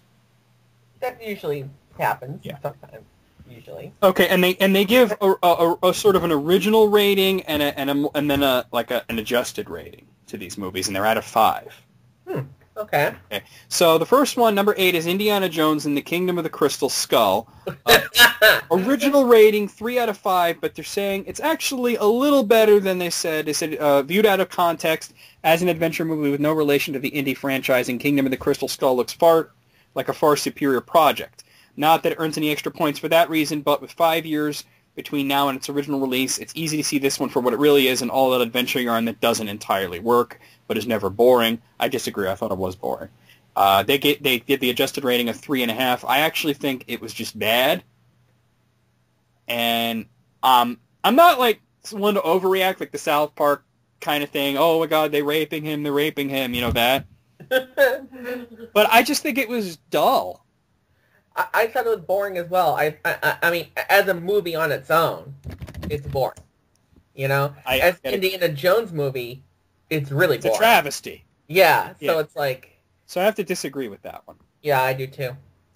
Okay, number 7, The Dark Knight Rises. Their original rating was 3.5. They are now saying it's more of a 4. I think that what they're saying is that originally it's very easy to compare it to The Dark Knight and say it's not as good and sort of come down a little harder on it. And now you can say, yeah, it's not as good as The Dark Knight, but it's still fucking awesome. Yeah, I'd have to agree with that. It is a pretty awesome movie. Although I still to this day, The Dark Knight is still my favorite. I think The Dark Knight is slightly better than The Dark Knight Rises, but the difference is so negligible that I just kind of think they're just both great. Yeah, they are great movies. Yeah. Okay, so I agree with that one. Number 6, Quantum of Solace. Oh, okay. There was a lot of negative reaction to this one early on. It's too much action-based. It's, not as intelligent as Casino Royale. The original rating was a 3. Now they're saying 3.5. And they're saying embrace it as an epilogue to Casino Royale, and that makes it more satisfying.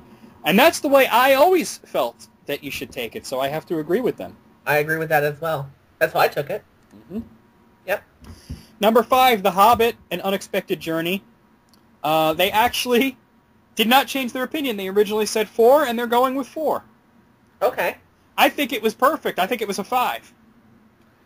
I actually have to go with a 4. I remember you said it was a great movie. It just wasn't as good as Lord of the Rings. Yeah. I thought it was better than Lord of the Rings.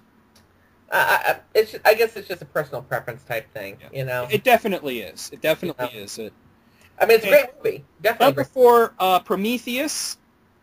Originally confusing, not sure how it relates to the Alien franchise. They gave it a 3.5. Now they're saying, hey, you know what? Forget all that. It's a good sci-fi movie. They give it a 4. I haven't seen it yet. I think you should see it. Don't get hung up on the whole Alien prequel thing. It's not that it's a direct prequel to Alien. That's what people are kind of expecting. It's a movie that takes place in the same universe that happens to happen earlier. Okay. So you got to take it as that. Okay.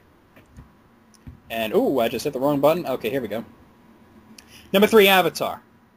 Yeah. Originally, they said 4.5. Awesome, awesome, awesome. Now they're going a little bit down. They're going to 4. I would go more to like 2.5 or 3, personally, because I'm so ambivalent towards it. I would go to a 2.5 for myself, personally. Yeah, I think you would go lower. You would go like a 2. Maybe a 2, yeah. But I don't know. Yeah, I do agree that, I'm ambivalent towards it. I haven't seen it again. I kind of think if I watched it a second time, I'd probably hate it. I think if I watched it a second time, I probably want to give it a 1.5, honestly. Yeah. So, that's why I kind of haven't seen it again, because I want to hold on to the parts of it that I did enjoy. You're so bored to tears if watching it the second time. Number 2, here's another movie that I've only seen once, is The Amazing Spider-Man. They originally gave it a 3.5, and they're adjusting that to a 3. Really? And let's see. Why I saw that recently again. Yeah, I guess they just didn't want another origin scene, and they're like, it's not necessary to go through the whole origin again. Yeah, the reboot, it kind of is. Especially if you're changing things, and they did change a lot. Yeah, they did, and I gotta tell you... I thought this was an awesome movie. I mean, I just watched it again just a few days ago. I just watched it again, and hell yeah. See, now, honestly, like, when I saw the trailer, I heard about it, I'm like, oh, this is so stupid. They're remaking Spider-Man only 10 years after Spider-Man, and only a few years after Spider-Man 3. They're remaking it. They're doing a whole reboot. This is just dumb. They're only pumping out a Spider-Man movie so that the rights don't revert to Marvel. Like, why couldn't they do, like, a TV show or something? You know what I mean? Yeah. And then I saw it, and my reaction was, why weren't the first 3 movies that? Yeah, see? Why was it so Sam Raimi and not Spider-Man? Yeah. Because it felt much more like, I thought it was a lot more fun. I thought it, like, Spider-Man 2 was, like, good for what it was in the sense that it was a pretty serious movie. But, at the same time, it's not a serious character. No. All right, so let's move on to number 1 here. Number 1, The Matrix Revolution. I actually want to see the Matrix trilogy all over again, just to see it again. Okay, well, they originally went with a 2.5, and they're adjusting that actually down to a 2. Wow. Now, I have only seen it once. I saw it in the theaters, and I had no desire to ever see that movie again because it sucked. Okay. And I'm not one of those, only the first Matrix is good. The sequel, I thought the second one was better than the first one. Oh, really? Look, Okay. Matrix Reloaded was fucking awesome. And I saw that in the theater. I thought, I honestly thought the first one was a little overrated. I liked the Matrix, but the people going on and on, all the Matrix, I'm like, oh, shut the fuck up. It was a good movie, but you're going a little overboard. You know what I mean? Yeah. So when I saw the second one, I was like, oh, this is even better. It was more action. It was more fun. It was better special effects. And it was less pretentious, I thought. And then the third one was everything that I didn't like about the first one stretched into 2 hours. The big action scene was like 20 guys in mechs firing machine guns at a hole in the ceiling. And then a rip-off of Dragon Ball Z for the final battle. Yeah, it really was a rip-off of Dragon Ball Z, too. No kung fu, just like punching people through buildings and throwing fireballs and shit. It was just crazy. It was crap. You know who agrees with me, surprisingly, was Andrew, because Andrew originally hated the first Matrix, and then years later he watched it again and he wound up liking it. And I said, now you can watch the sequels and we'll see what you thought. And he said, watch the second one. He came to me and he's like, dude, is that just me or is that even better? And I go, yeah. And then he didn't hate the third one as much as I do, but he agrees it was the worst one. So it's kind of funny how we actually agree on that. I agree the third one is the weakest, absolutely. It you're right. I actually have this image in my head right now of Dragon Ball Z and the Matrix. I really do. I can't get it out of my mind right now. I mean, do you remember there were no great action scenes in the third one. No, there really weren't. Do you remember the great scene in the second one where he had to fight like all those clones and he was at the point where he was hopping on them like Mario and it got really crazy? Oh, that was the freeway scene. The freeway. Now, how awesome was the freeway? That's what I remember was the freeway scene. Oh my god. That was especially with the sword and the way Morpheus used the sword. It was. Oh, and that's another thing. Morpheus was my favorite character in the first two, and then he was like a nothing character in the third one. Yeah, what happened to him in the third one? If they forgot he was a major player. I loved Morpheus in the first two. So it's like fuck. All right. So, Tanya, out of 8, what do you say? I'm gonna say a 7. I'm going to say a 6. I agree that these are 8 movies that should be reevaluated, but I don't agree with all of the reevaluations.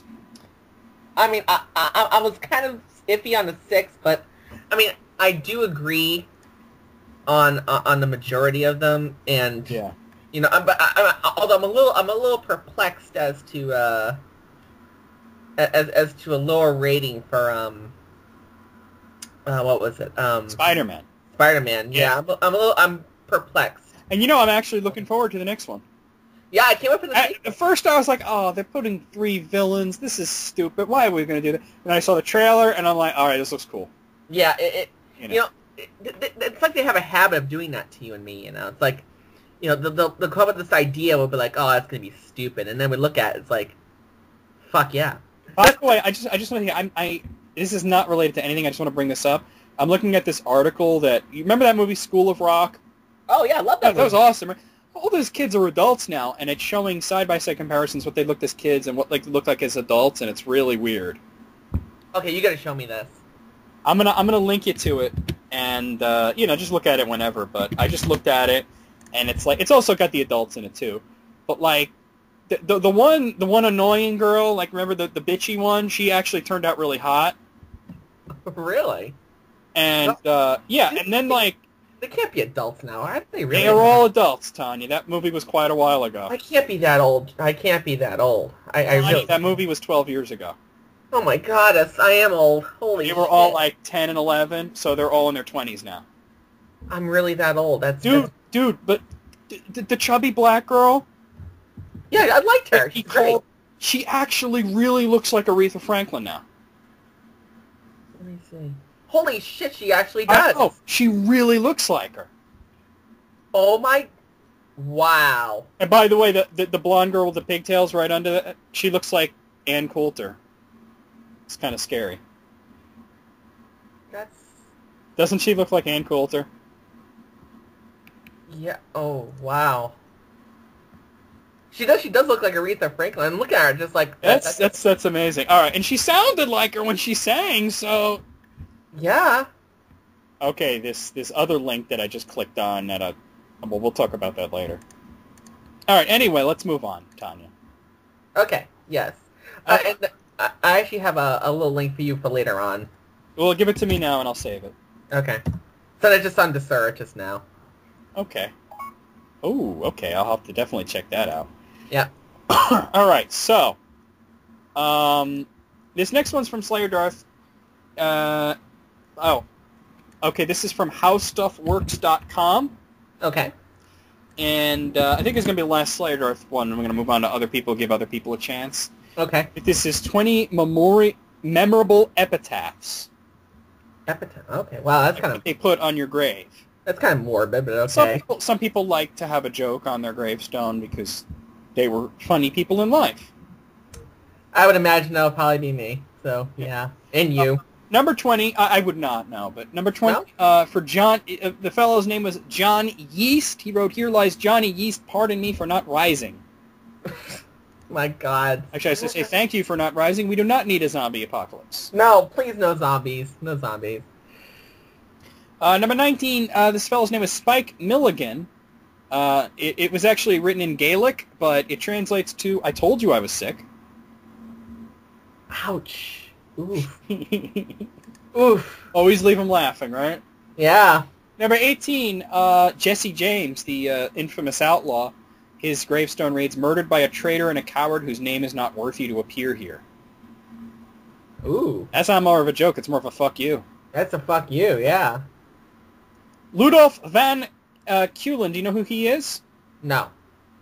He was, I think he was a mathematician. Okay. Let's see. Oh yeah, he was among the people who in 2000. Let's see. Wait, no, okay. He died in 1610.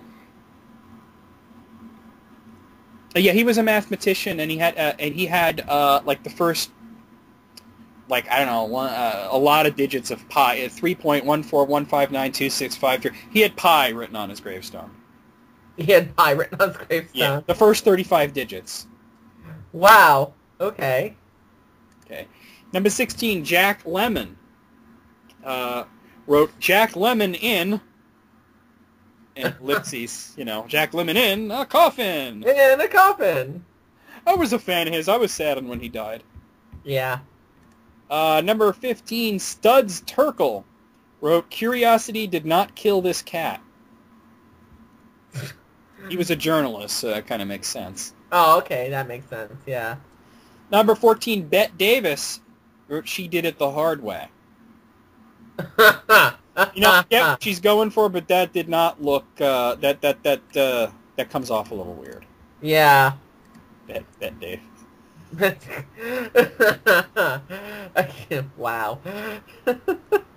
Number 13, unknown person in a Maryland cemetery writes, "Here lies an atheist, all dressed up, no place to go." Ooh. Okay. Number 12, George Johnson. George Johnson. He was executed for a crime that he did not commit, and they exonerated him after his death. His epitaph says, "Here lies George Johnson, hanged by mistake in 1882. He was right, we were wrong, but we strung him up, and now he's gone." Oh, shit. Shit. Joan Hackett, a famous actress, her graves, it reads, "Go away, I'm sleeping." I like that one. Emily Dickinson's gravestone actually says, "Called back." What does it say? Called back? Called back. Yeah, that's weird. That's... I don't get that, really. I don't really get Emily Dickinson's. Number 9, Lester Moore. I guess he was shot to death in a duel, I guess, or something like that. And it writes, "Here lies Lester Moore, 4 slugs from a 44, no less, no more." Okay. Another poem. Yeah. Number 8, Hank Williams, who wrote I'll Never Get Out of This World Alive. Well. Nobody does. Nobody does. Dee Dee Ramone's gravestone is number 7. His gravestone reads, okay, I gotta go now. Number 6, Frank Sinatra's grave reads, the best is yet to come. Okay. Not so sure about that, but okay. Okay. I like this one. This one's not funny. This one's actually heartwarming. It's Martin Luther King Jr.'s gravestone. Oh. It says, free at last, thank God Almighty, I'm free at last. Okay, that's very... Yeah. Well, I was a fan of his. You know, he did so much for the world. He really did. Yeah. Number 4, Rodney Dangerfield. Oh, God. His gravestone, and this is perfect. There goes the neighborhood, it says. Well, Rodney. Yeah. Number 3, Mel Blanc. You know who Mel Blanc is, Tanya? Very familiar. Okay, well, then you're not surprised at all to hear that his epitaph reads, that's all, folks. Yep. Not surprised at all, actually. Oh, wow. Number 2 for John Belushi. And you're going to like this if you're a fan of his. His epitaph reads, he could have given us a few more laughs, but no. Okay. Yeah. And number 1, perhaps the wittiest man of all time, Winston Churchill. His epitaph says, I am ready to meet my maker. Whether my maker is prepared for the great ordeal of meeting me is another matter. All right. So out of 20, Tanya, what say you? I'm going to say 19. I'm going to agree with you on that. I'm going to say 19. Mm-hmm. Yeah. I'm going to go with that. All right. Let's give Slayer Darth a break for now, okay? Okay. Let's see. How about S-Serpent? S-Serpent. Hi, S-Serpent. S-Serpent 21. It gave me 15 great movie intro themes done by composer Lalo Schifrin. That is very specific. It is very specific. Well, I'm going to go through this rather quickly. Okay. Number 15 is A Stranger is Watching. Number 14, Tango. Number 13, FX2. Number 12, The Dead Pool. Number 11, Rush Hour. Number 10, The Eagle Has Landed. Number 9, Caveman. Number 8, Kelly's Heroes. Number 7, Dirty Harry. Number 6, Enter the Dragon. And number 5, Cool Hand Luke. Number 4, Charlie Yarrick. Number 3, Sudden Impact. Number 2, Magnum Force. And number 1 is Bullet. Now, I have to say I've seen most of these movies. And I never really... I wouldn't have known that it was all the same composer. I would have had no idea. Yeah. Like... So that's an interesting bit of trivia. I'm going to give it a 10 out of 15 just for the fact that I learned something. I'm going to have to agree, actually. I just learned something new today. Yeah, there you go. Yeah. Okay, so let's get rid of that. All right, let's see. More Slayer Darth. Slayer Darth, all over the place. Yeah, we got to give him a break. There's so many lists from him. Here's another one from S-Serpent. Actually, you know what? We're going to pass on that. There's another top 100 list. I think we've done enough top 100s for one day. Yeah. Okay, let's see. Slayer Darth. Here's one from Snazzy Gamer. Snazzy Gamer. Snazzy Gamer sent me his top 20, or maybe her, top 20 favorite game series. Oh, okay. Number 20 is Devil May Cry. Awesome. Number 19, Monkey Ball. Not a fan, but I get it. I liked the ones on the GameCube. Those were fun. Okay. Number 18, Mortal Kombat. Awesome. Yeah. Number 17, Soul Calibur. One of my personal favorites. Absolutely. A Tale of Swords and... What is it? Swords and Souls? Swords and Souls. Yeah. Eternally Reborn. I actually forgot what it was because I always say A Tale of Dicks and Clits. Number 16, Sly Cooper. I've never played any of those, but they look interesting enough. Never played them either. Number 15 is Pokemon. I'm not into Pokemon personally. I was, not anymore. Number 14 is Doom. Great game. Great series. Awesome. Number 13, Metroid. Until they ruined it. Yeah. Yeah. Number 12, Donkey Kong Country. Oh, yeah. And a quite successful revival, I might add. Yes, absolutely. Yeah. Number 11, Banjo-Kazooie. Of course. He wrote Koozie, but I know what he meant. Although that third one, what the fuck happened there? I don't know. Number 10, Crash Bandicoot. Meh. I mean, the first one, the ones on the PlayStation were good, but then after a while it got really old. Yeah, I was around the first one, but as soon as I got to the sequels, it's like, nah. I think the second one was really good, and then after that it kind of went slowly downhill. I didn't really get into it after that. Number 9, Mario. Can't go wrong with Mario. Mario? I mean, come on. It's me. Mario! Number 8, my personal favorite series, Castlevania. And one of my personal favorites as well. Number 7, Final Fantasy. Another one of my used to be personal favorites. Number 5, Kirby. Kirby? Who doesn't like Kirby? Seriously, fuck. I don't know who doesn't like Kirby, Number 4, another one of both of our favorites, Dragon Quest. Oh, huge fan. Number 3, and this is a series that kind of I think fell by the wayside, but has been recently revived, is The Legend of Zelda. Yes, especially with new. A Link Between Two Worlds was so good. I think it's my favorite Zelda game now. Which is saying a lot, considering that Link to the Past has always been my favorite Zelda game. Wind Waker was my favorite, but now it's A Link Between Worlds. I have yet to play. I've seen LPs. I have yet to play it, though. You don't have the 3DS. You got to go get one. I got to go get one. Yeah. Yeah. Number 2, Mega Man. Oh, Mega Man, of course. Haven't seen him in a while. Well, we're not going to. And his number 1 favorite game series, I don't agree, but a lot of people like it, Sonic. Maybe if you said that about 15 years ago, I would have been like, oh yeah, cool. But now it's like, yeah. They have yet to... it's meh. It is. They have yet to meet the heights of Sonic 3 and Sonic and Knuckles. And yeah, I mean, I played Sonic... There were some good ones after that, but... I played Sonic Generations, and I was like, no. Yeah, have you noticed that every new Sonic game is like, this is going to be the one that's going to bring it all back, and it's like it never is. No, it just... Yeah. It's just not there anymore. Just give up. You know what? Hand that one over to Atlas. Yeah, hand Sonic over to Atlas. Yeah. There you go. Yeah. All right, so out of 20, I'm going to go with 18. I don't agree with the first pick, and the order is a little different what I would put, but these are a lot of good series. I'm going to give it 18. What do you say, Tanya? I'm going to say 17. 17. Okay. All right, let's see. Snazzy Gamer has also sent his top 11 favorite comic book characters.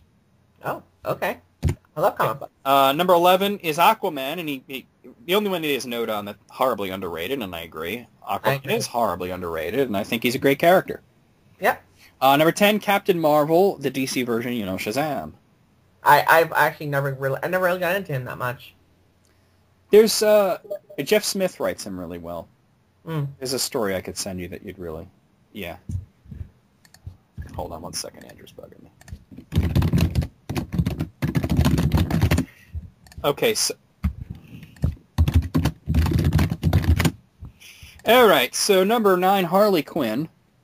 Oh, Harley, yes. A lot of people like Harley Quinn is hot, and I'm like, whatever, she's a clown. Clowns are not hot. But I gotta say, in the Arkham games, yes. Yes, in the Arkham games. In Injustice. But did you see her in Arkham Knight? Yeah, oh my God. I saw her in Arkham Knight. I was like, whoa. Good Lord, I'm not one to find video game characters hot, but she looked good there. Yeah, she looked damn good in there, so yeah. Number 8 is Spawn. He's not specifying which one, but who cares? It's Spawn. I'm really not a huge fan of Spawn. I don't know why. I like the movie to a certain extent, but... And what was good was the animated series on HBO. Yes, now see, that I watched. It's very cool.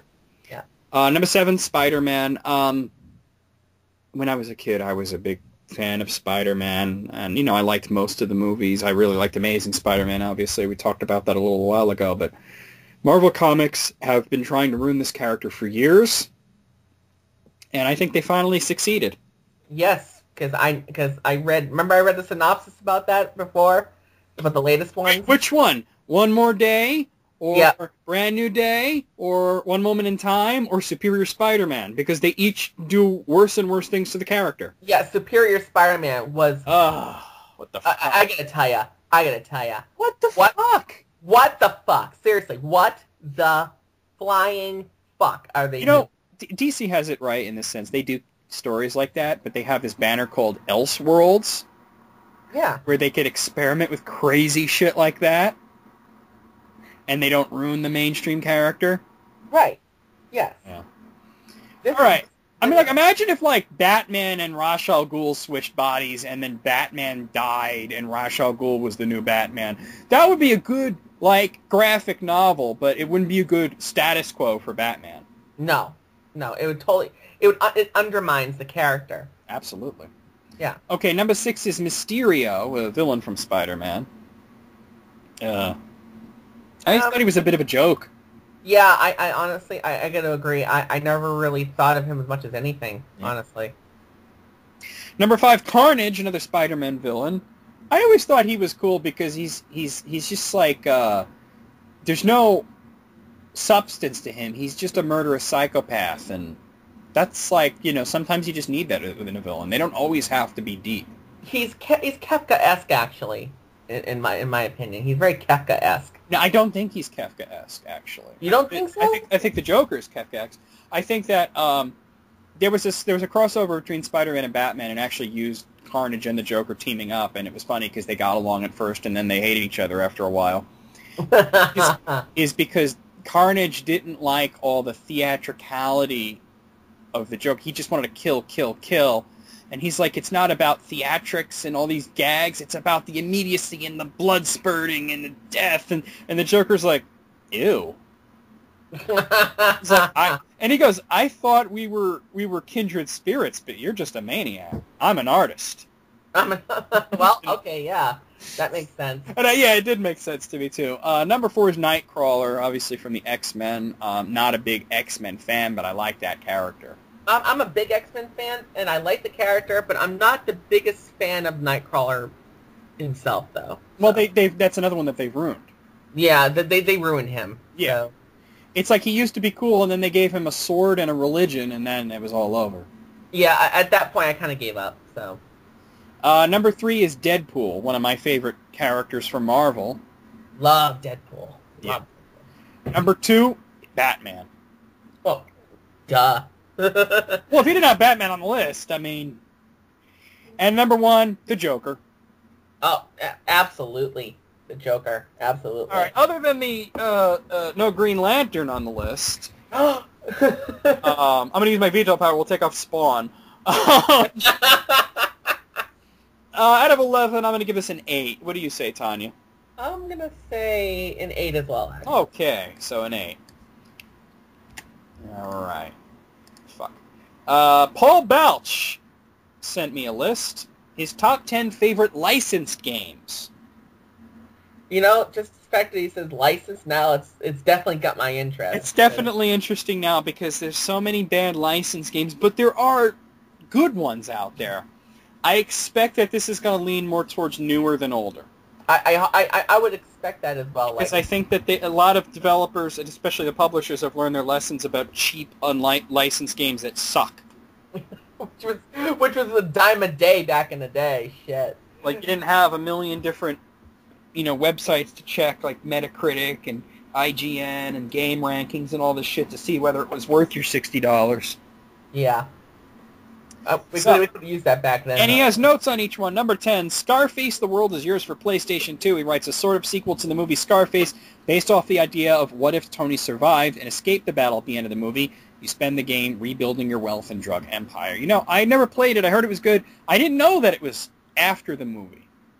I didn't know it was a sequel either, but I have heard of it, though. I have heard of it. I've definitely heard of it. That sounds interesting. Now I kind of want to play it. Yeah, me too. Number 9, Star Wars Rogue Squadron 2. He wrote Red Leader. It's actually Rogue Leader. He doesn't write the system, but that's on GameCube. The best Star Wars flight simulator series to date, and this one is my favorite missions. Assaulting the Death Stars and fighting the Battle of Hoth as Wedge, Luke in the Battle of Yavin, is still a lot of fun. Interesting detail most people miss, Wedge is the only pilot to fight in all 3 battles in the classic trilogy and not get shot down. Yeah. Okay. And actually, I also had the guy who played Wedge in the movies did the voice acting for that game. Oh, really? Oh, wow. Okay. Yeah, like the rest of the characters were sound-alikes, but he was legitimate. That's awesome. Yeah. Number 8, Ghostbusters, the video game on Xbox 360.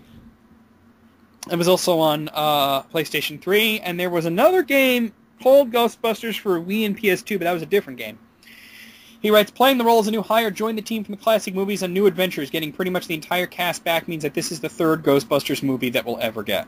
That we'll never get. Actually, I think we will get a third Ghostbusters movie, but I was just watching on Cinemassacre James Rolfe and Mike Matei's tribute to Harold Ramis, and they were saying that, yeah, the game is the third movie. It is. It really is. And they were saying that, they didn't agree with that at first, but now that Harold Ramis has passed, yes, it is. Yeah. Because they're going to make a third movie now. And I actually don't want them to now. I don't want them to either, and I was talking about this with you, Tanya, and I want to bring this out to everybody. What I was saying was, after Harold Ramis died, a lot of people were saying, oh, well, there goes Ghostbusters 3. I actually know. Now it'll definitely get made.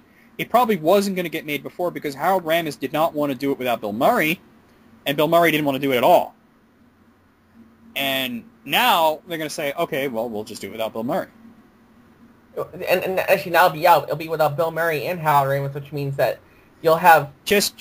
I hate to say this, but because so many people are like, oh, they're so sick of this kind of thing, but just remake it. Just reboot the series. Get like a different cast, Yeah, don't even call them the same names. Just come up with new characters, Yeah, just new characters and a new plot. In fact, you could even acknowledge the old character. I mean, you could say that they retired and this is the new group. Yeah, but reboot. It needs to be rebooted. Yeah, it really does. Number 7, Star Wars Empire at War for PC, fighting the galactic civil war with one of 3 sides, Empire, Rebel, or Black Sun Cartel. Each side has its strengths and weaknesses, but the Empire has a map-changing unit. The Death Star can destroy planets. I never played that, but I wanted to. Is this a strategy game? It is. It sounds like a strategy game. Yeah, sounds like it. I think it's what it was, and it sounds really cool too. So yeah. Number 6, The Simpsons game for PlayStation 2. The Simpsons family star on this fourth-wall-breaking adventure, taking them through many popular games in parody form, going through sneaking adventures games to World War II shooters to being attacked in the shadow of a colossal eyesores to Homer as a Katamari, and finally facing God in a dance duel. This game mocks them all. It also wasn't very good. Yeah, I played a little bit, and I didn't really particularly... I do like that the last boss is God and that he looks like Matt Groening. But the best Simpsons game was Road Rage. Road Rage, yeah. Oh. Number 5, Teenage Mutant Ninja Turtles 4: Turtles in Time, the best beat-em-up ever blended in a great franchise. Absolutely. Absolutely spot on, yeah. Number 4, Jurassic Park Operation Genesis for PlayStation 2, a park building sim. It's quick-to-learn game that has you researching new technology, digging up bones, and managing customer relations to build your own Jurassic Park. Like the movie, things can go wrong, and when the park breaks down, the attractions can eat the tourists. Never played it. I never played it, but that's the Jurassic Park game that you should make. Yeah. It should be a sim. Mm-hmm. Number 3, Super Empire Strikes Back on the Super NES. This game has all my favorite levels in the game, the Snowspeeder level where you destroy probe droids, AT-STs, and AT-ATs. And, of course, difficulty. Yeah, but that was easier than the other two, though. It's a lot easier than Return. It had better controls than the first game, and it didn't have the frustrating bullshit levels that the third game had. Oh, wow, yeah. Number 2, Batman Arkham Asylum on Xbox 360. This game brought a low-quality license that made it worth something, and this was the first game that made it feel like you were actually playing as the Dark Knight. Well, no, Batman Arkham Asylum was, but what about Batman Arkham City? Batman Arkham City is... Even better. Maybe he hasn't played it. I mean, he hasn't played it, but Arkham City is amazing. And number 1, The Godfather, the game for Xbox 360. Going into the world of The Godfather, it leads you to the major characters in the movie. It made you feel like you were part of the story, and that you were the muscle that helps keep the Don in power. Okay. I haven't played that one. I haven't played that one either. Well, only one on here that I disagree with is The Simpsons. So I'm going to take his word for the other ones, though. I'm going to give it a 9 out of 10. I'm going to say the same thing. 9 out of 10. Okay. Now, same guy, Paul Belch, also sent his 10 favorite female characters in gaming. Ah, okay. These lists are always a disaster. Every single time. Well, let's see. Number 10 is, it starts off bad. Rydia from the Final Fantasy IV. Oh, boy. Okay. I have to... Go ahead. Yeah. Like, kind of... the classic Final Fantasy. I mean, we all love the classic Final Fantasy. Of course. You look at the first 5. Yep. They did not have good female characters. No, they did not. and I'm tired of hearing people say, well, Rudy is awesome, blah, blah, blah, as a character. She sucks. She is horrific as a character. As a character, all she does is cry. She cries and goes, Cecil! No! No! That's it. That's her character. The first 2 good female characters from the Final Fantasy series were Terra and Celis. Oh, wow. Especially Celis, who's a great, strong character. Especially Celis. But yeah, you took the words right out of my mouth. Terra and Celis. And nothing for a while until... Well, I guess Yuffie was okay, but nothing for a while, really, until you get to, like, Garnet. Garnet from 9. Garnet, and then it would be Lightning. But... Yeah, because it was certainly... It's not a series known for strong women. Well, Yuna wasn't that bad in 10. No, but she was stupid. Yeah, she was pretty naive and stupid about that. No, I don't mean that she was. I think she's just a silly idea. Well, like Final Fantasy X is interesting because it's just a silly game. It's a great game, but it's like basically like an athlete and a rock star going on an adventure. It's just you'd never think that would work as well as it does. Yeah, that's true. Yeah, you're right about that. Yeah.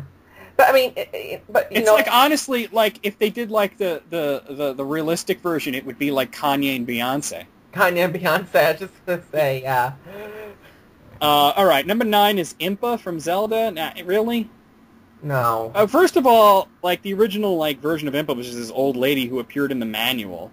Yeah. Not even in the games until Ocarina of Time, and then she was this weird-looking he-she. I don't know what. Yeah. It's not a fan of it. That's a big fat second no right there. It's a nothing character. Number 8, Beatrice from Dante's Inferno. No! I love that game, but no! Okay, love the game. That is the one thing about that game that I really kind of didn't like was they missed the point of the poem. Thank you! Dante doesn't save Beatrice. Beatrice saves Dante.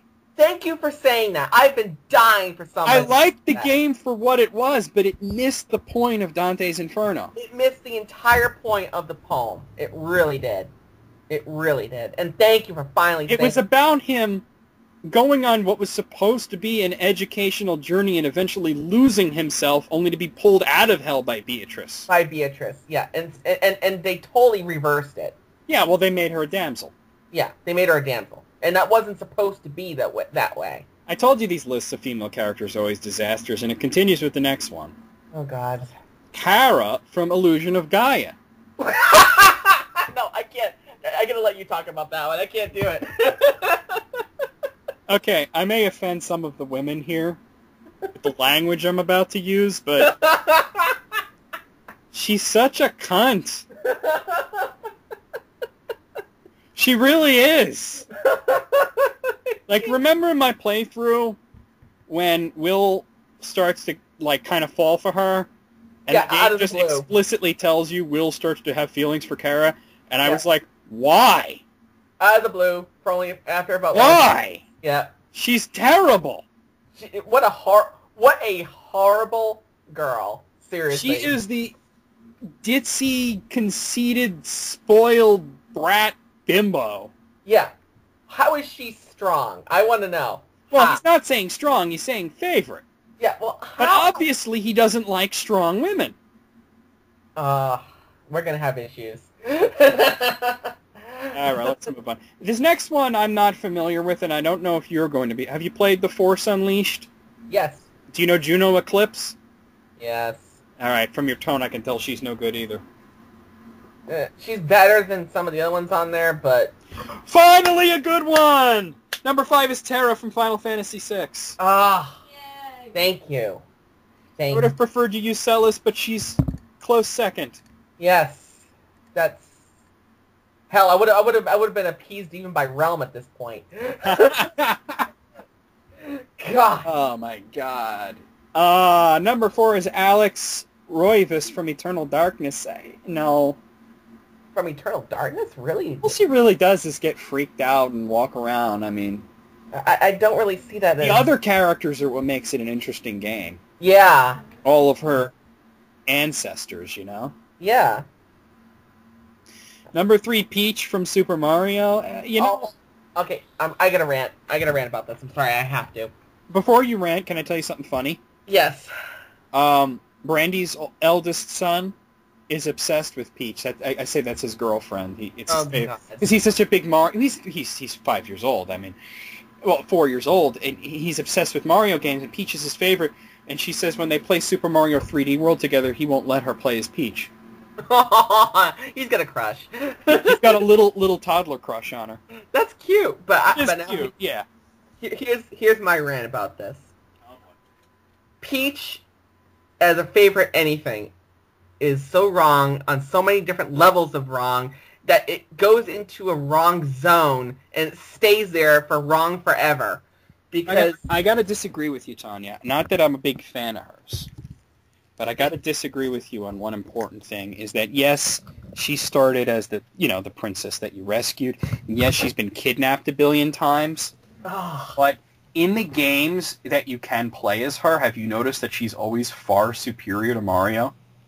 I will say, and I will grant you that. Smash Brothers, Mario 2, Smash Brothers, Mario 2. I mean, I think that she gets kidnapped on purpose. But I gotta tell you, from a character point of view, not from abilities or anything like that, but from a character point of view, she is one of the worst female leads I have ever seen in my life. See, I see all of the Mario characters as actors.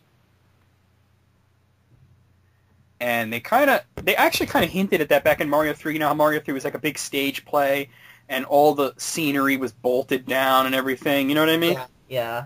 And like when you left the stage, it was like going off curtain. You know? Curtain. And they've even said this. They said that they take on different roles. It's like why Bowser is sometimes the epitome of all evil, and sometimes he's go-karting.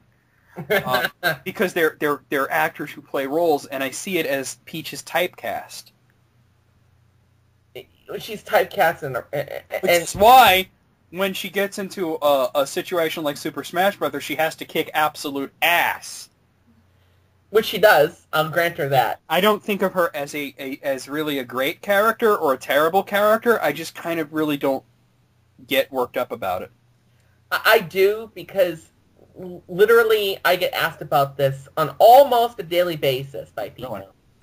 And it's really gotten to the point where I really got to speak up about it and say that, if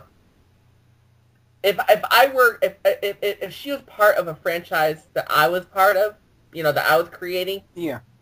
Like let's just say I got the opportunity to put Peach in Chronicles of the Dark World for some reason. I don't know why. What the fuck? I don't know why, but let's say it happened for some reason. Then, the first thing I would do, and this is the very first thing I would do, is I would take the Peach character, and I would literally give her armor, I would give her a damn sword, and I would have her train for a year or two, and then go. But that doesn't really fit in with the Mario universe. Oh, by the way, another situation where she was the best character was Mario RPG. Mario RPG, that is true. But even then, she's fighting with an umbrella, for crying out loud. It's like frying pan. A frying pan, umbrella. She did both, but it's like powerful weapon in the game. But dude, come on. She's the typical damsel in distress. I don't think that she should be on this list. Ugh. I don't have the passion about it that you do. Well, I get asked about too often. That's my problem. Number 2 is someone that should be on this list, as long as you ignore one game in particular, Samus Aran. Yes, except for that one game, which we're going to completely ignore. I was talking about Andrew. Andrew didn't mind Other M as much as other people did, and he saw it as like, she had PTSD, and that's why she was acting funny. And I'm like, and that would have been amazing if the game was written well. Yeah, it read horribly. It really did. His number 1 pick is Zelda. See, now I feel about Zelda the way you do about Peach. Please, go right ahead. But I don't want to get into a big thing. But one thing that I loved, and I hate to do this, but I got to give a little spoiler here, was I loved her counterpart, Hilda. Hilda. In A Link Between Worlds. Yes. Because can I say it, or are you going to flip out? No, I've already seen it, so go Okay. right ahead. I love that Hilda was everything that Zelda is not, and I figured out from the beginning that she was kind of evil, and because she was supposed to be the mirror opposite, and as noble and intelligent as Zelda is, she was, kind of conniving and ruthless and just a sneaky character. And like Ravio was like Link's counterpart, and he was cowardly but still good-hearted. But the thing is that Zelda is powerful enough where she shouldn't have to be getting kidnapped. But yet, she does. Like, probably the one moment where I started to dislike the character was in Ocarina of Time at the end of it, when Sheik reveals that he's Zelda in disguise. By transforming into Zelda, immediately gets trapped in a crystal. I was like, what did you think was going to happen? Yeah. And I'm going to say to myself, like, why couldn't she just say, hey, by the way, I'm really Zelda? Whisper, whisper. Yeah. You know? Or let Link figure it out on his own. Yeah, but Link can sometimes be a moron, so it's like, The one version of Zelda that I really liked was from a game that I didn't like, was in Skyward Sword. Oh, Skyward Sword. Yeah. There, she had a lot more personality in that one, but I still don't like the game. All right, out of 10, oh God. I'm going to give it a 2. I'm going to give it a 2 out of 10, because there's one that I agree with, so I'm going to give it like one more point, but... I'm going to say a 2 as well, because I'm being a little gracious in that I one. almost want to knock it down to a 1 for Kara. But... yeah. I can't believe Kara was even on that list, honestly. I can't. I never did list like top 5 annoying bitches. Yeah, I think... Which, by the way, would not be exclusive to females. No, men too. Yeah, bitch doesn't necessarily mean female, in my opinion. No, there's some men bitches out there today right now, shit. Okay, and Paul Balch has another list here, his top 5 favorite games that need a sequel. Okay. These are 5 games that never got a sequel, he wants to see a sequel to them. Okay, I hope Chrono Trigger 3 is on there. See, Chrono Trigger got a sequel. These are about games that never got a sequel. Oh, never got... Oh, okay. Yeah. All right, number 5 is The Saboteur for Xbox 360. I never heard of it. Never heard of it. Number 4 is Geist for GameCube. Another one I'm not really... I'm actually surprised that never got a sequel. Wasn't that Capcom? Look at this real quick. No, that was Nintendo, actually. So, yeah. And that you could tell that was like a really weird... Like, they were trying to make it like the next Eternal Darkness, because it was second-party developed, and it was for the GameCube, and it was M-rated. It's never released in Japan? Yeah, it's true. That's weird. Yeah. But it really is very obscure, and which is kind of a shame, but probably the reason it never got a sequel is because the reviews were so mixed. Yeah, I'm looking at the reviews right now. Like, some of them are good, some of them are bad. It's, mixed. Very mixed, yeah. Number 3 is Black for PlayStation 2. I know why Black never got a sequel. It sucked. Oh, I know what that one is. Yeah, it did suck. Yeah, I played that. Yeah. Number 2 is Bully for Xbox 360. I'm actually surprised that they never made a second Bully, especially since Rockstar loves to make sequels. Yeah, I actually thought it would be that they would have a sequel that it did really well from what I imagine. Yeah, and maybe it was like all the controversy and they just wanted to get away from that, but I don't know. That's because Rockstar is a company, they like to make it's kind of like Falcom. Falcom loves to make sequels, so how come there's never been a sequel to Potful Mail? That's true. Yeah. All right, and his number 1 pick is Eternal Darkness. Well, Eternal Darkness, yeah. That'll never get a sequel. The developer's out of business. Yeah. Yeah. Unless Sony picks up the buys out the license and everything. Who owns that? Is it Nintendo? I think it's Nintendo now. I'm gonna look into that actually. I don't know. I forgot. I don't know who owns the license now. Because Silicon Knights is long gone. Yeah, Silicon Knights is long gone now. But Miyamoto produced that. I would think that Nintendo probably owns the rights to it. That's what I'm thinking. Who knows? And about that Bully sequel, by the way. Yeah. This is November of last year, but apparently Rockstar Games did file a trademark for Bully Bullworth Academy Canis Canum Edit. Yeah, wasn't there going to be like a Facebook game or something? Well, it does suggest that they may be working on a sequel or something like that. We don't know yet. Yeah. So, just to let you guys know. Okay. All right, let's say we do one more, Tanya. Sure. Let's see. Let's make it a good one. Or, well, an interesting one. Oh. Okay. There's some of these that I'm saving for Jesse, though, so... There's actually one in here that relates to him. So you'll really want to listen to List Critics 2 this month. Because somebody wrote top 5 pickup lines Armageddon Time would use if he was drunk enough. He was drunk enough. Yeah. Oh, wow. That's pretty funny, though. Yeah, I like that. I can't wait to do that, but I figured that's one I definitely want to do with Jesse, because we can get his opinion on whether he would use those pickup lines or not. I'll listen. Here's one from Slayer Darth. Actually, I don't want to do that one. Okay. I'm going to skip that one. Okay. I want to get somebody we haven't gotten to.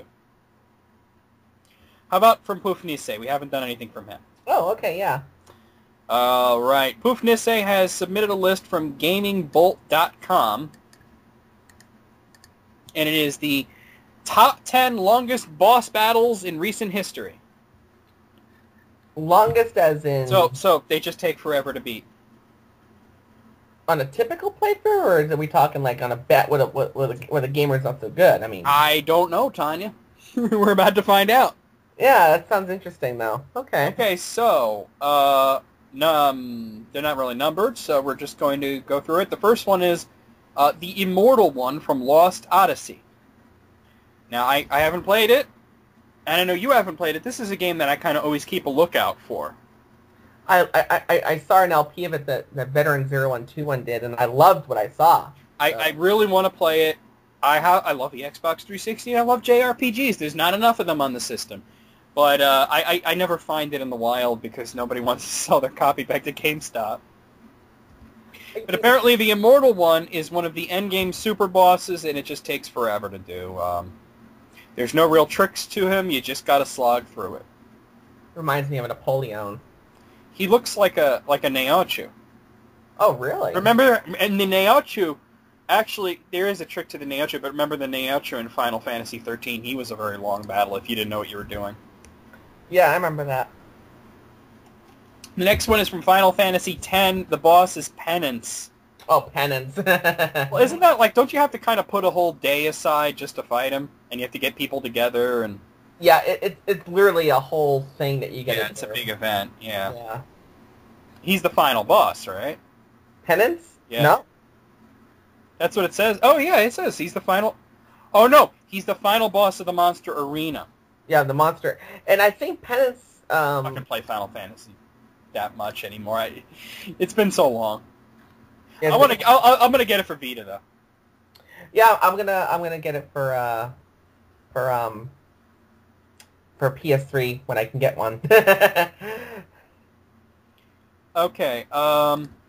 Nimra, whatever. The next one is the final battle in Okami.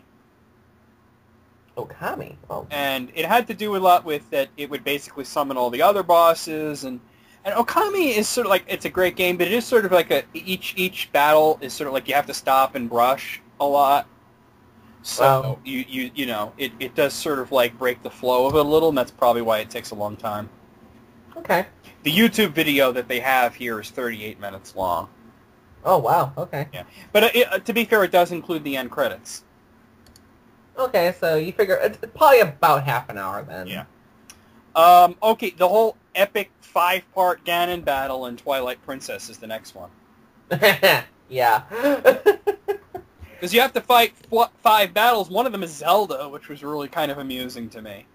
And, you had Beast Ganon, and then the horseback battle and the sword fight. And you know what I loved about the horseback battle was that the arena was the overworld. You could literally go anywhere.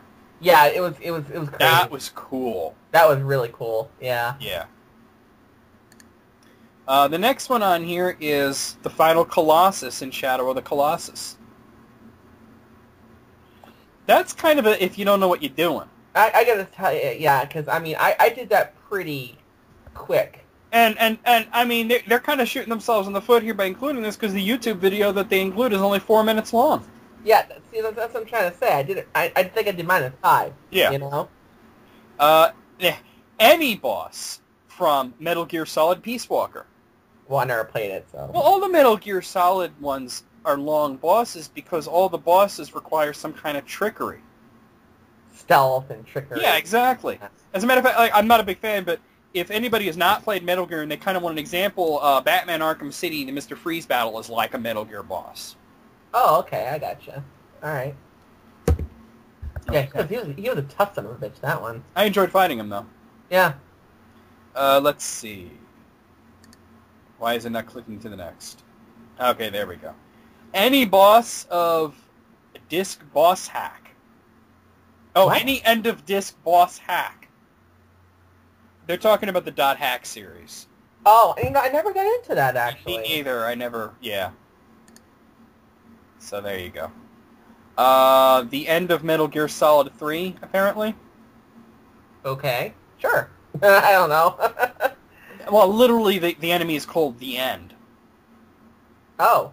And it's a sniper battle. Oh, you know what? I actually did see that battle on YouTube because it was listed the hardest bosses. I actually did see that. This is the first one I thought of when I thought of this list was Yasmat from Final Fantasy 12. Oh, yeah. 50 million hit points. 50 fucking million hit points. Though, he's like Death Gaze. You can run away and come back. You can run away, come back, and he still keeps his the HP at where he's at, yeah. But And this still. is the other one I thought from Final Fantasy 11. I don't play this shit, but Absolute Virtue. As a matter of fact, every time they beat him in the game, Square changes it and makes him harder. Every time? You're not supposed to beat him. He's supposed to be impossible. But every once in a while, people get a huge group of people together, and they spend like a day or two fighting him. And apparently, the first time a group of 18 people took 18 hours to kill Absolute Virtue. Oh my goddess. Yeah, it's not supposed to be defeated. Kind of like Lord British, Oh, okay, yeah, alright. And that's the last one. So out of 10, what say you, Tanya? I'm gonna say an 8 out of 10. I'm going to say it's an 8 as well. There were a few on here that kind of like aren't very long if you know what you're doing. Especially that Colossus battle, that's... Yeah. Yeah. Yeah. Hey, hold on 1 second, okay? Mm-hmm.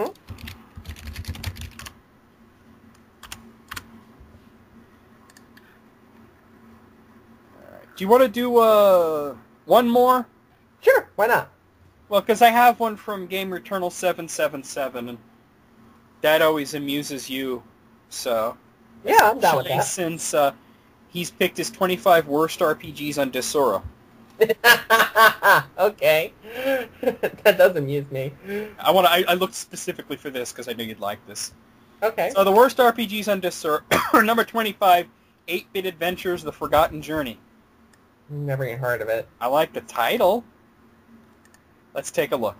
I'm looking now. I'm looking now, too. Ooh, it looks gross. Ooh. Ooh. Oh, no. Looks like 8-bit shit. Ugh. That is how not to do 8-bit graphics. Yeah, it's... No. Good lord, our pre-alpha screenshots of our 8-bit game look a million times better than this. They look like Deadly Towers. I was just thinking that. Looks like the same artist who did Deadly Towers. Looks like poop. Yeah, it really does look like poop. It looks like if you took, like, all the detail out of Phantasy Star. Like, you took Phantasy Star and, like, ripped out all the good graphics, it would look like this. Yeah. Okay, number 24. Oh, God. Laxius Force. I never heard of that one either. Yes, you have. Oh, Laxius Force. Laxius Force is from Aldorlia, and it's that game with the poison glitch. Oh, yeah. Yeah. It looks like a good game until you look at it for more than 5 seconds. And there's been a shitload of sequels. And I think by the end they were just using tits to sell that game. Yeah, it's got some issues. Number 23 is Dynasty of Dusk. I thought it was going to be Dynasty of Duck. Dynasty of Dusk? I've never even heard of that one. Well, I'm looking at it now, and ew. Another game with really bad 8-bit graphics. It looks like Atari. It looks like a cheap Flash game. Yeah, or that. Atari 7800 quality graphics, not NES quality. No, we're talking Atari quality here. Number 22 is Alcaris Complex. I never heard of that one either. I'll look it up. Yeah, let's look it up. Let's see. It looks like Laxius Force. It looks exactly like Laxius Force. It looks like Laxius Force, except that it looks like an action RPG. Slightly better graphics. Yeah, it's slightly better. Number 21, The High Road. The High Road. Pause where we both look it up. Let's see. I'm having a hard time finding it. I found it. Hold on. Okay, I found it. Ooh, again. Ugly. Bad choices of colors. What is this diarrhea of vomit I'm looking sprites. At? This looks like shit. I'm seriously looking at screen vomit. It looks like somebody took the NES version of Metal Gear and made that into an RPG. Yeah. This does not look good. They personally... Okay, there's a screenshot. Okay, let me show you this one particular screenshot I'm looking at because there's actually some really nice work done in this. This is the only good-looking screenshot. Okay, yeah, I can see some... That's pretty. But a lot of these, it's just so much bad color choices. You know what I mean? Yeah. All right, number 20 is Laxius Force 2. Oh, my God. Wow. Yeah. Number 19 is Eternal Rune. Eternal Rune. Let's see, I'm looking at it now. And, what the fucking hell? Okay, I need to read this for a moment. Is this Puzzle Quest? RPG plus casual plus strategy hybrid? It looks like it's Puzzle Quest, and there's like this like stupid graphic at the top of like you're fighting an enemy, kind of like it's like they took Puzzle Quest and tried to make it like Puzzle Fighter. Yeah. Ugh. Looks bad. Oh. That looks bad. Wow. Number 18, Fading Future Recalling. Fading Future Recalling. All right, let's look this up. Well, I found it. Certainly got the worst box art I've seen. It has a really high rating. It has a really high rating. And it has a lot of default RPG Maker graphics. Look at the battle screenshot. Oh my God, look at that battle screenshot. What the fuck is he finding? A coffin with, like, dicks coming out of it? What is that? What is... No, I'm asking, what is that? Alright, I'm looking at the mapping in this, and I think Richie may have made this game. John. Oh, wow. Actually, I think Zach may have made it. Oh, jeez. This is... How does this have a 9.3? I don't know. What the fuck? Very square. Very little detail. Anyway, number 17 is called Grotesque Tactics. Oh, I've heard of that. Well, I have not, so I'm going to go look at it. Holy shit. What the fuck? Okay, certain people shouldn't do 3D graphics, and these are those people. Looks like they're trying to be Baldur's Gate. Yeah, they're trying to be Baldur's Gate, except they're doing a spoof of it. Baldur's Gate is already a spoof. Yeah, they're doing a spoof of a spoof. Ridiculous. Okay. Well, don't have to really look up the next one, because number 16 is Grotesque Tactics 2 Dungeons and Donuts. Number 15 is Crayon Chronicles. I never even heard of that. I'm looking it up now. Crayon Chronicles. All right, it looks about like what I'd expect, except that there's a lot of really bad design choices. Huh. Yeah, it doesn't look very good. Yeah, it doesn't look that great. Number 14 is Millennium 2, Take Me Higher. What? Let's see. Millennium 2, Take Me Higher. All right, I got it up, and good lord. Ooh. Holy homoeroticism, Batman. That was great. There are a lot of shirtless guys in this game. And ironically enough, all the women have totally full attire. It looks like Laxius Force, too. Yeah, it does bear a striking resemblance to that. Why are we ripping off bad games like Laxius Force? I love the one scene that they're trying to be like Final Fantasy VI. It's the last screenshot on there, Tanya. Oh, let me But like the background is like some stock photo of mountains. Yeah, they're trying to do the whole Final Fantasy VI. Yeah. Yeah.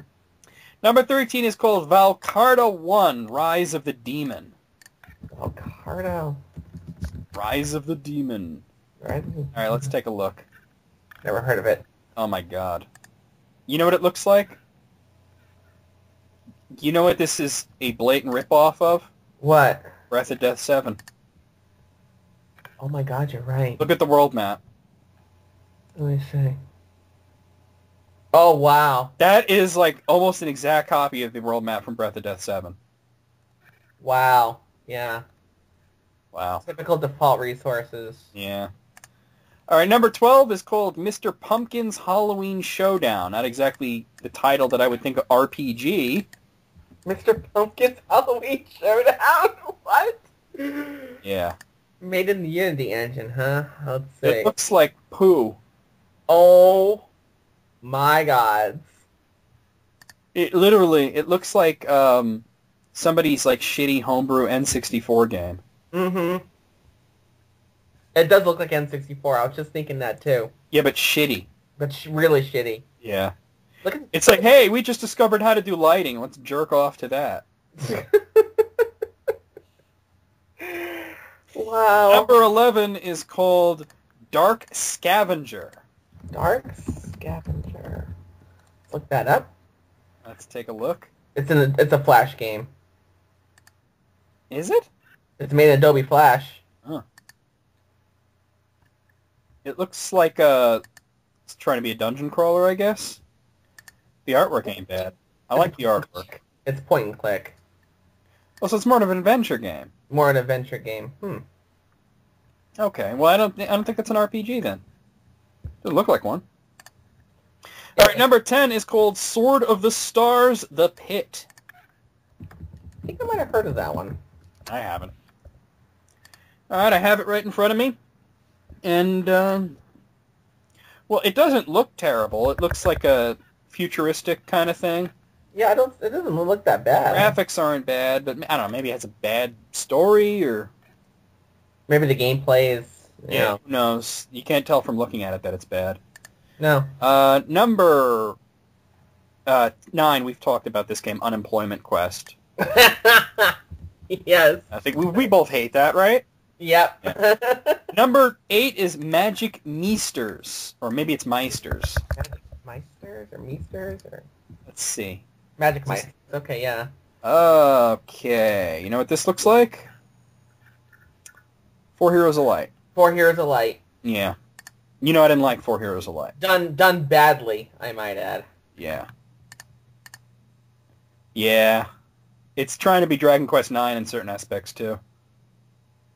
Don't try to be Dragon Quest IX unless you're Square Enix, please. All right, let's see. Number 7 is called Dungeon Land. Now, I think Dungeon Land was on another worst RPGs and Disora list that one of our other fans sent us. Wow. And I was like, we're like, oh, Dungeon Land, that sounds like a fun game. Let's look at it. And then it's like, oh, dear God. It's like a clusterfuck. Yeah. So there you go. I see Santa Claus in one of the screenshots. Really? Why do I see Santa Claus? Why not? Why not, right? Okay, number 6 is called Rune Masters. Rune Masters. Right, I'm looking at this, and why am I saying Hello Kitty? Oh, it's another puzzle RPG. Oh, it's a match 3 type of thing. I got Yeah, you. well, like Puzzle Quest. So Yeah, it's like not really an RPG, but some of those map screens are really nice looking. Yeah, I like some of them. But why is there Hello Kitty? I don't know. The fuck is that? Okay, number 3 is Dungeon Lore. Dungeon Lore. Let's see what this one looks like. Dungeon Lore. Dungeon Lore? Okay, I found it. I found it. It looks like a Diablo clone. It does from the screenshots. It doesn't look particularly bad. Doesn't look bad from the Yeah, screen. it might just be like really bad gameplay or something. Yeah. But the graphics look okay. It looks like something that you may say, "Oh, this looks like fun," for whatever, like $3 or whatever. I'll buy it. Yeah. It doesn't have a very high rating, but what can you do? Number 4 is called Gamebook Adventures 2: Siege of the Necromancer. Siege of the Necromancer. Let's take a look at this one. Okay, let's take a look. Interactive fantasy game book. This is an adventure game. This is not an RPG. If you don't like adventure games, that's fine, but don't put it on a list of worst RPGs. Yeah, this is an adventure game.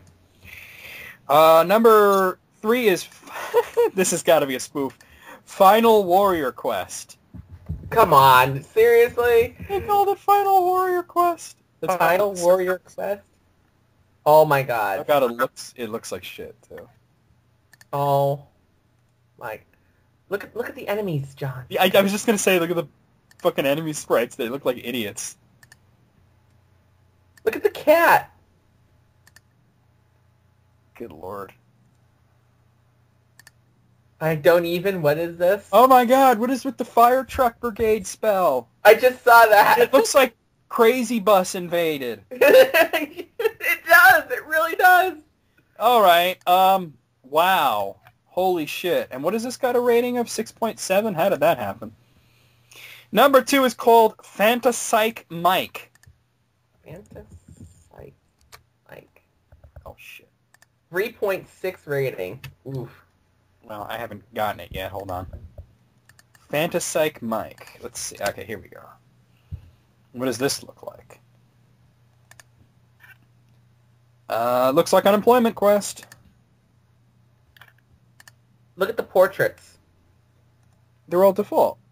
No, they're not. Look at the portraits. They look like Facemaker to me. No, they're definitely hand drawn. Oh, you mean those full body ones? Yeah, the full body. There's headshots that are default. Yeah, those full body ones are very Valiant comics, we'll say. Yeah, that's what I'm thinking too. They feel. If you look at some of the face portraits, it's obvious that some of them are taken from other games and some of them are not. Yeah, the face portraits themselves. Yeah, like in battle. This doesn't look like the worst thing ever, but it does look pretty bad. All right. And finally, number 1, and this one has come up on other worst RPGs lists, Kaiza. Kaiza. Oh, I remember that one. Kaiza before. You look at it, it's got a 2.8 on Disora, and everything is rated higher than it should be on Disora, it seems. And this is just unbelievably, horrifically bad.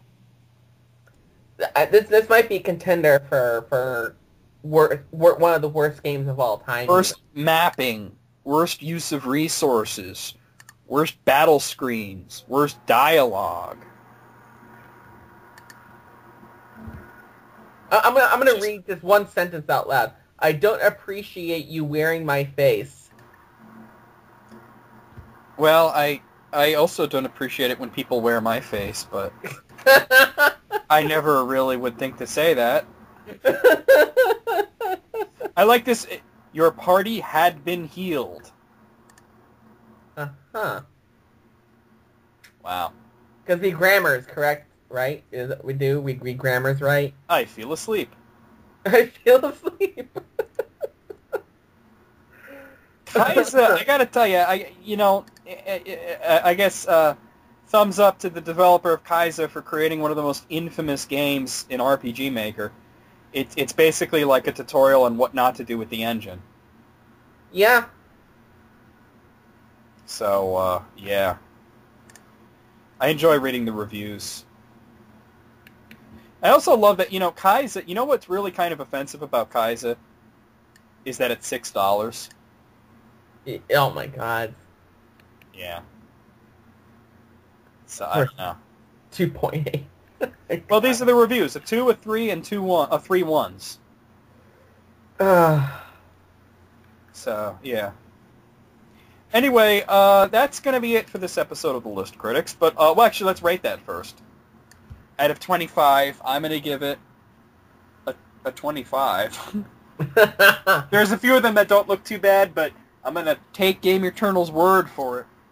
I'm actually going to say a 24, because there's one game on there that I think has some good potential, so... Okay. All right. So, that'll be it for this episode of The List Critics. Later on this month, we'll do List Critics 2 with Armageddon Time, and we'll be back with Tanya in April. Anything you want to say before we go, Tanya? Upside down bagels. They are evil. All right. See you guys. Bye-bye.